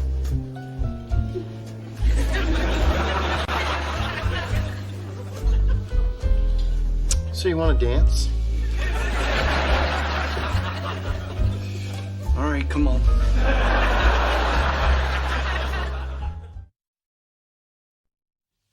Hey. Guys, the 4 of us are going on a trip, and it is my treat. Well, Jimmy, it's the first time I've ever heard you use the word treat where you weren't referring to something with sprinkles on it. And we're all going to a high-end golf resort and spa in the heart of Napa Valley. I love the wine country. Oh. How can you afford this? Billy's sister is a travel agent, so she hooked me up with a great deal at this place. I thought Billy's sister had that tax-free cigarette business. Yeah, they found out she wasn't really 1/16 Choctaw. Are we taking the kids? Nope, I'm using a travel voucher to fly your mom in to babysit. Wow, Jimmy, this is so great. Well, start packing because we leave Friday. This Friday? Yep. We can't go this Friday. Why? What else you got going on Friday? Nothing, but it's already Wednesday. I mean, it's just too short a notice. Greg, we're going to Napa, not setting out for the New World. Well, next time, just give us a little more advance notice. Unbelievable. What? Well, you just got to be the least spontaneous person I've ever known. Oh, please. I don't know. He's got a point. I mean, it's not even November, and you already put a hold on our Easter ham. And has everybody already forgotten about when Jimmy was in charge last year? We were the only family to celebrate our Savior's resurrection with a ham and cheese Lunchables. Face it, Greg, you're kind of a fuddy-duddy. That is so unfair. I can be spontaneous. Remember when we checked out of that hotel in Palm Springs in the middle of the night to go up to Ojai? Greg, the hotel was on fire. We didn't check out, we jumped out. Come on, Greg, just go with the flow. It'll be fun. You know, it's like something we would have done before we had kids. You know, just pick up and head off on a moment's notice. But doesn't an 8-hour drive to the wine country and back seem like a whole lot for one weekend? I agree, which is why we're flying. Flying? That's right. I have 9 credit cards, and they all give me miles. Family is family is family, yes, Hey, let's sit here. Ooh, actually, Greg usually likes to sit closer to the gate. Why? He likes to be first onto the plane so he can go through the pillows to make sure he doesn't get one with someone else's hair on it. I'm easy. I can sit anywhere. I can sit right here on the floor. Oh, maybe not right there. I think that zone was used for unloading only. All righty. Frappuccino? Cappuccino? Venti macchiato? Thank you. Wish Mrs. Siebert could hear me now. She always said I butchered the language. Mrs. Siebert taught French. Yeah. Hey, thanks a lot. How much do I owe you? It's on me. Jimmy, you don't have to pay for everything on this vacation. My treat. Okay, somebody gave me a Starbucks gift card for Christmas. I gave you a gift card from Starbucks for Christmas. Oh, man, yeah, I really wanted to treat you. I'll tell you what, I got a Mrs. Fields card, too, so let me go get you some cookies. I gave you that card, too. You don't really put a lot of thought into your Christmas gifts, do you? Attention all passengers on flight 1442 bound for San Francisco. We are now boarding at gate 6. Flight 1442 is ready for boarding. Greg, where you going? That's our flight. Yeah, I know. We just gotta wait a couple minutes. But the pillows. Okay. You get your pillows. We just can't get seats right now. Why not?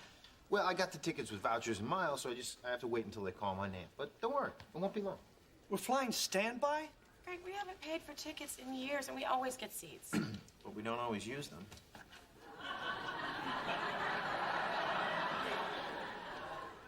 Mile High Club member since 1995. I don't even know how 2 people can fit in one of those bathrooms. It seems so uncomfortable. Tell you a little secret. A couple of well-placed airplane pillows. Oh, God. Passenger Hughes. Passenger James Hughes to the counter, please. Passenger.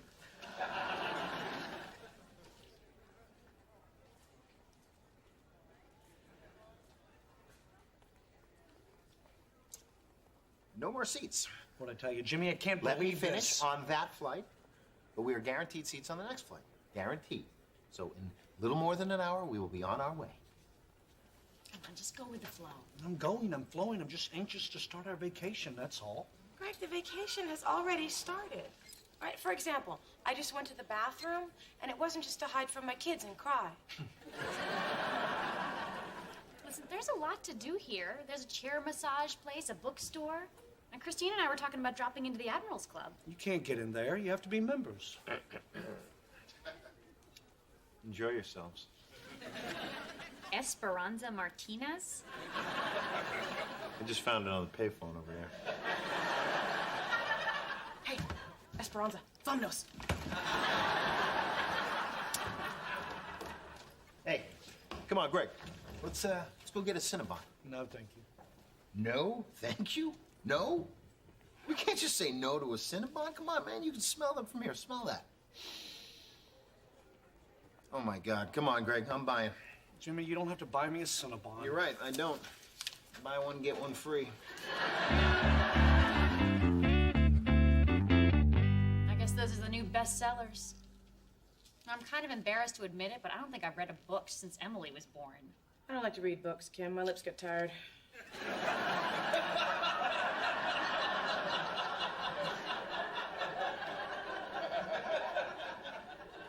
You know what? The kids aren't here. Instead of magazines, we should each read a book this vacation. Oh, God. This looks interesting. 12 weeks on the New York Times bestsellers list. You, the owner's manual. Please. There isn't anything I don't already know how to do to myself.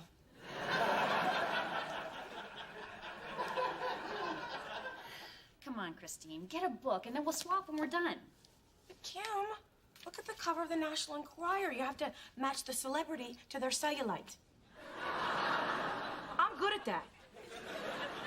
Excuse me. Oh, sure.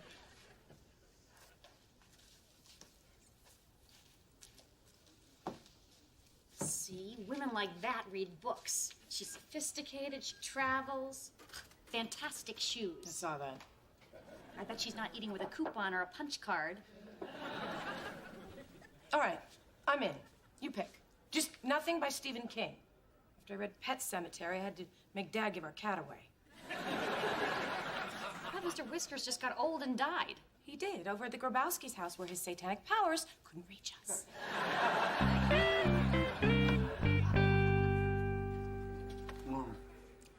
It's unbelievable. I might have to go get another one. Yeah, just like my mom used to make. Your mom made good cinnamon rolls, huh? No, she used to work at cinema.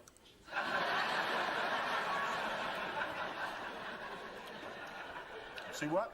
If we had gotten on that flight, you never would have had this. See, that's why it's good to be spontaneous. Where are you going? I go to the bathroom. Hey. Hey. I'll be right back. I'm just going to the bathroom. You, got the Enquirer in there? No, Jimmy. We happen to be enriching our minds. Oh. People? Attention passengers on flight 628 to San Francisco. Due to an overbooking, we are looking for volunteers to give up their seats in exchange for a travel voucher, good for a free round-trip ticket anywhere in the United States, as well as a spot on the next available flight. What? Don't even think about it. Don't worry, all right? I'm not going to give up our seats for travel vouchers. I got plenty of travel vouchers. Oh, you're not lying. There really is only books in there. What am I going to read in the bathroom? Well, if you're lucky, maybe someone left a piece of newspaper in one of the stalls. Ah. Once again, any passengers on flight 628 willing to give up their seats for travel vouchers, please come to the desk. This is ridiculous. They know they sell too many seats and they just keep on doing it. And the only way this is going to come to a stop is if we put a stop to it. We should band together and refuse their bribes. And demand that these unfair business practices come to an end. Take it easy, Norman Ray. Sorry, I'm just all jacked up. I shouldn't have ordered the extra frosting. Check it out. Jimmy, you said you weren't going to... They sweeten the pot. What? I didn't give up our seats for travel vouchers. They offered cash. How could you? They offered cash. I don't even care. How much cash? $100 per seat, which means one for you, Thank you. one for you, and one for you. Thanks. Look at that, Greg, all right? You haven't even left L.A. You already made $200. Well, I'm not here to make money. If I wanted to make money, I'd just stay at work and not go on vacation. Well, I'm sorry. I thought I was under the impression you were going to go with the flow. And I was under the impression the flow might actually go somewhere. It's not like you had plans tonight anyway. I did have plans. I planned on getting a massage. Don't worry. You're going to get your massage. Fine. I'm not going to sweat it. I'll just get there whenever. See, that's the spirit. All right, come on, Greg. We got an hour. Let's go get a Wetzel's pretzel. Jimmy, I just had a Cinnabon. Come on, Greg. I'm full. You gotta have one, man. 2 more punches, I get a free soda.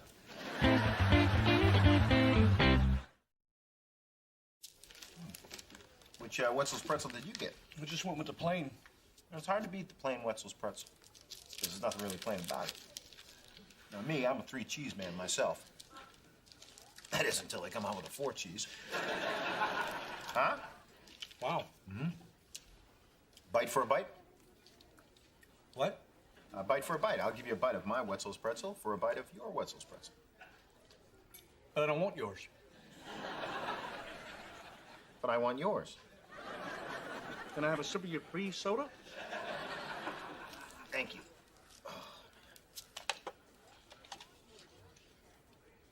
Look at this place. They got a Pizza Hut, Taco Bell. One restaurant. How'd you like to never have to make that decision again? I love airports. I could spend the whole day here. Well, another 3 hours and you will have achieved your goal. Oh, you found us. Yeah, I saw a neon sign of a pizza shaking hands with a burrito. I knew you'd be around here somewhere. Flight 625 for Bakersfield is now boarding at gate 9. Come on, that's us. No, that flight was for Bakersfield. Yeah, that's us. We're going to San Francisco through Bakersfield. There are no more direct flights to San Francisco. So we got to fly through Bakersfield. That's right. To Bakersfield, then Santa Barbara, then Fresno, then Stockton, then straight on into San Francisco. You're insane. That's it, Kim. Let's go home. Leave these crazy people alone. Greg, wait. Listen, I know that this trip isn't everything that Jimmy advertised it to be, but I don't want to go home. I am with the kids all the time. I need this vacation. You're right. You're absolutely right. So send me a postcard from Stockton, if they even have postcards of Stockton. Say hi to my mother for me.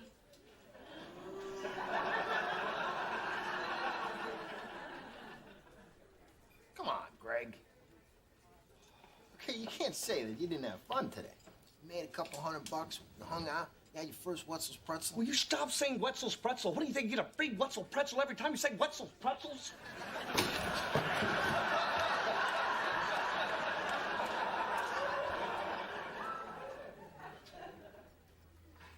Imagine what that would be like.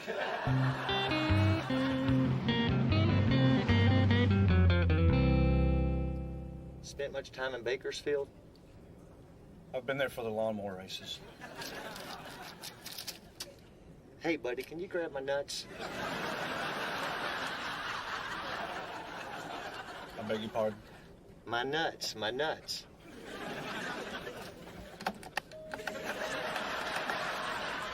help you? I dropped my peanuts. Oh, here you go. Thank you. You're welcome.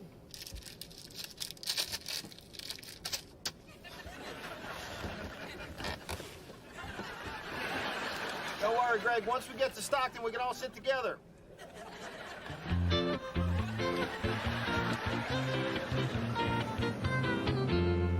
The whole weekend in wine country. What a romantic. Yeah, I know. You know, my wife and I, we made love after we watched that movie last year. Sideways? Nope. I think it was on my back.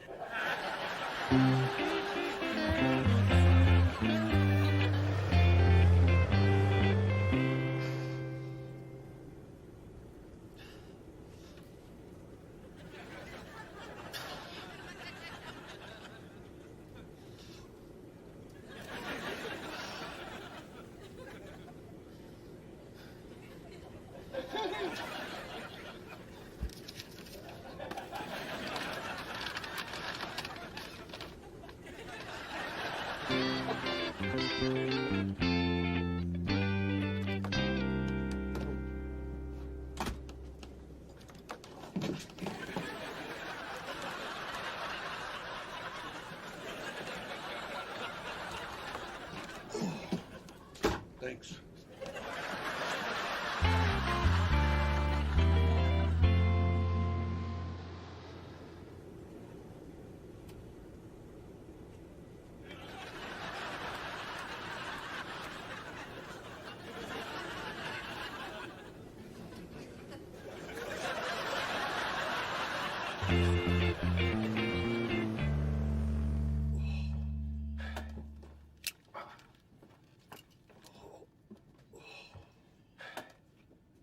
Oh, come on, Greg.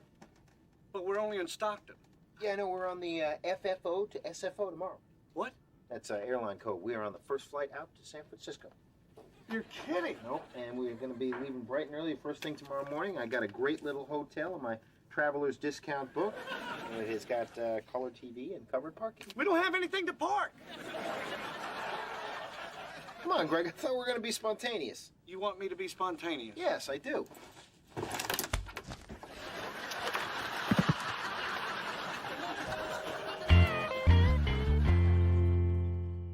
You didn't have to get into an actual fight with Jimmy, Greg. I can't believe you.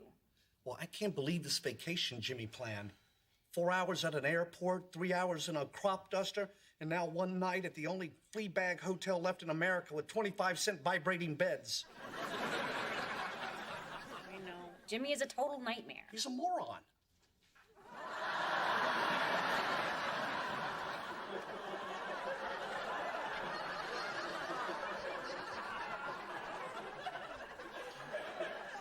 I'm right here, remember?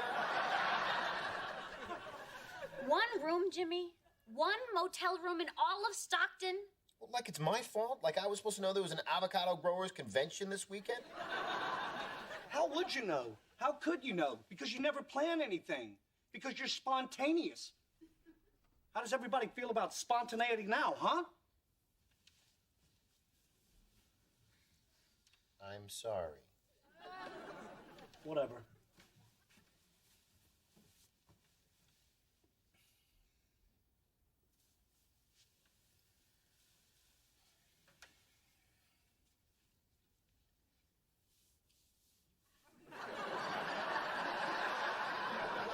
What are you doing? I promised you a massage tonight. Get off me! You know, there was a time in our lives when this would have been cool. I mean, when we were teenagers, we used to get a hotel room for 2 or 3 couples. It was a blast. Hey, Christine, remember when we went to Ocean City for a senior class trip? I know. You went to Jolly Rogers Amusement Park, you drink Boone's Farm wine, you messed around a little, and then you tried to pee off a balcony into a Dixie cup. You heard that story? That's all your stories, every one of them. They all involve drinking and messing around for a while, and then you trying to urinate somewhere you're not supposed to urinate. To be fair, sometimes Christine's the one urinating someplace she's not supposed to urinate. It's true. Look, guys, we are not teenagers anymore. This is not fun. And I think the best way we can end this most torturous day is to go to sleep. We can all get up in the morning, head up to Napa Valley, and everything will be fine. Okay? Good night.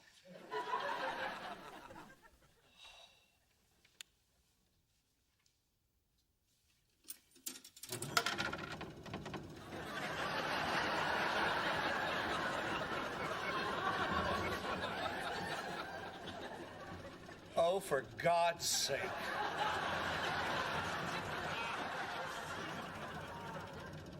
You're right. That was rude.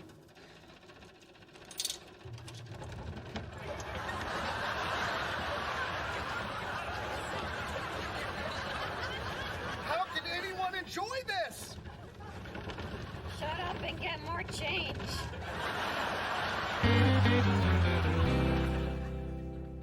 Not bad, eh? Wow, Jimmy, this is amazing. Yeah, brand new tennis courts, cottages surrounded by vineyards, marble entryway. It's gorgeous. Yeah, who cares about marble entryways? Check out these free apples. Jimmy, I never thought I'd say this, but you're right. It's great. I'm glad I came. Oh, well, thanks, Greg. You know what? I'm glad you came, too.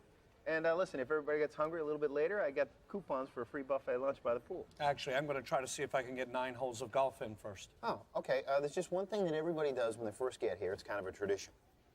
Complimentary drink from the wine bar? Actually, it's more like a show. Welcome to Napa Valley Club Resorts. For the next 3 hours, I'll be telling you about the joys of spending a week each year in a luxury property that is also a great investment. Just think, for the price of a latte a day, you could be enjoying one of our... A timeshare, Jimmy? Actually, they call it fractional ownership.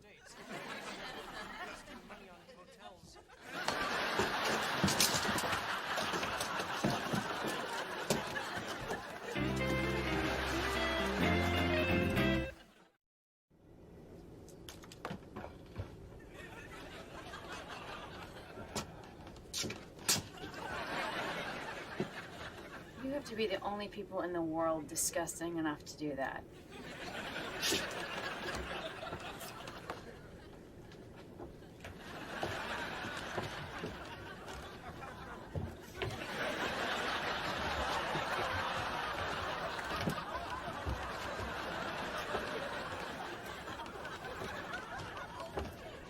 I forgot to lock the door.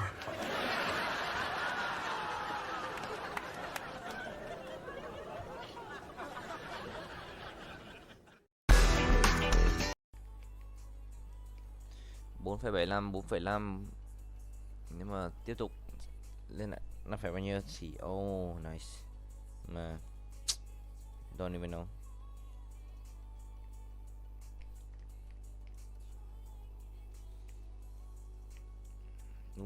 Đói quá.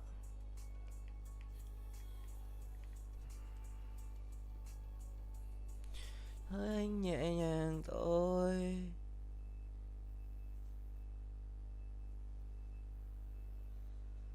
Tình cảm này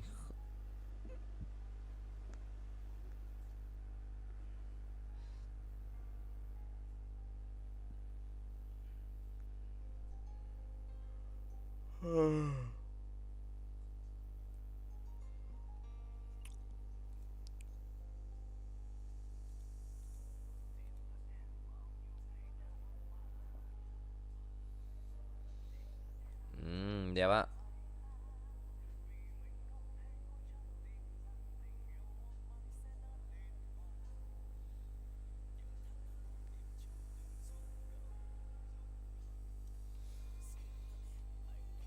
Tám 3.000.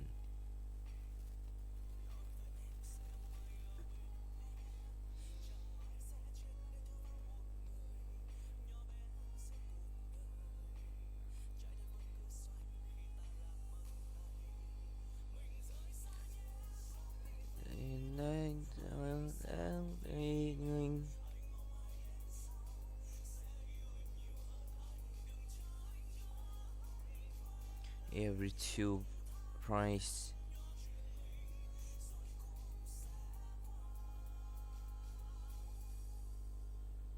Every tube price. Okay. Calm down.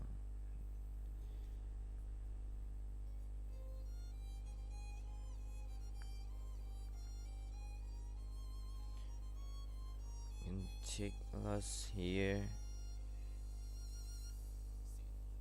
Right here, okay. Maybe not, maybe here. Okay. This one also here. Okay, nice. Let's wait.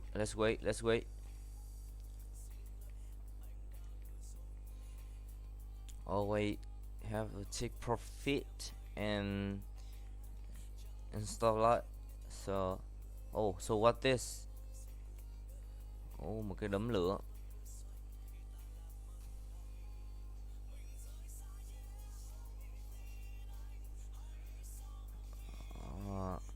Bảo quay hình ảnh người.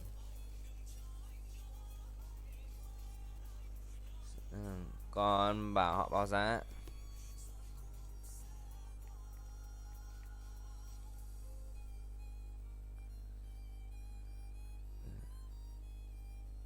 Alo em.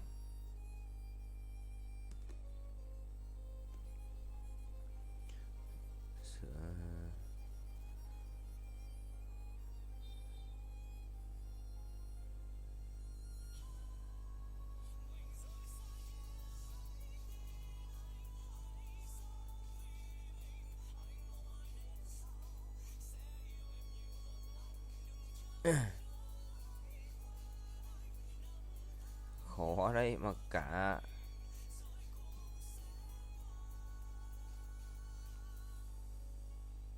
đâm bê.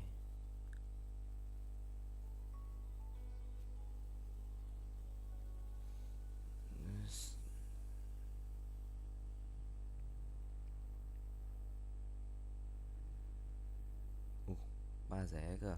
Oh my god, dude. That's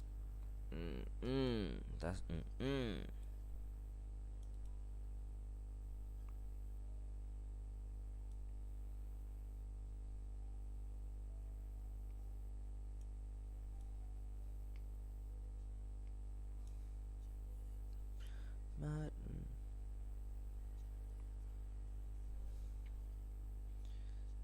dạ ok ạ.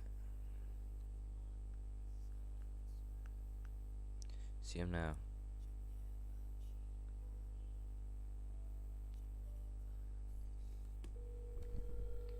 Let's go.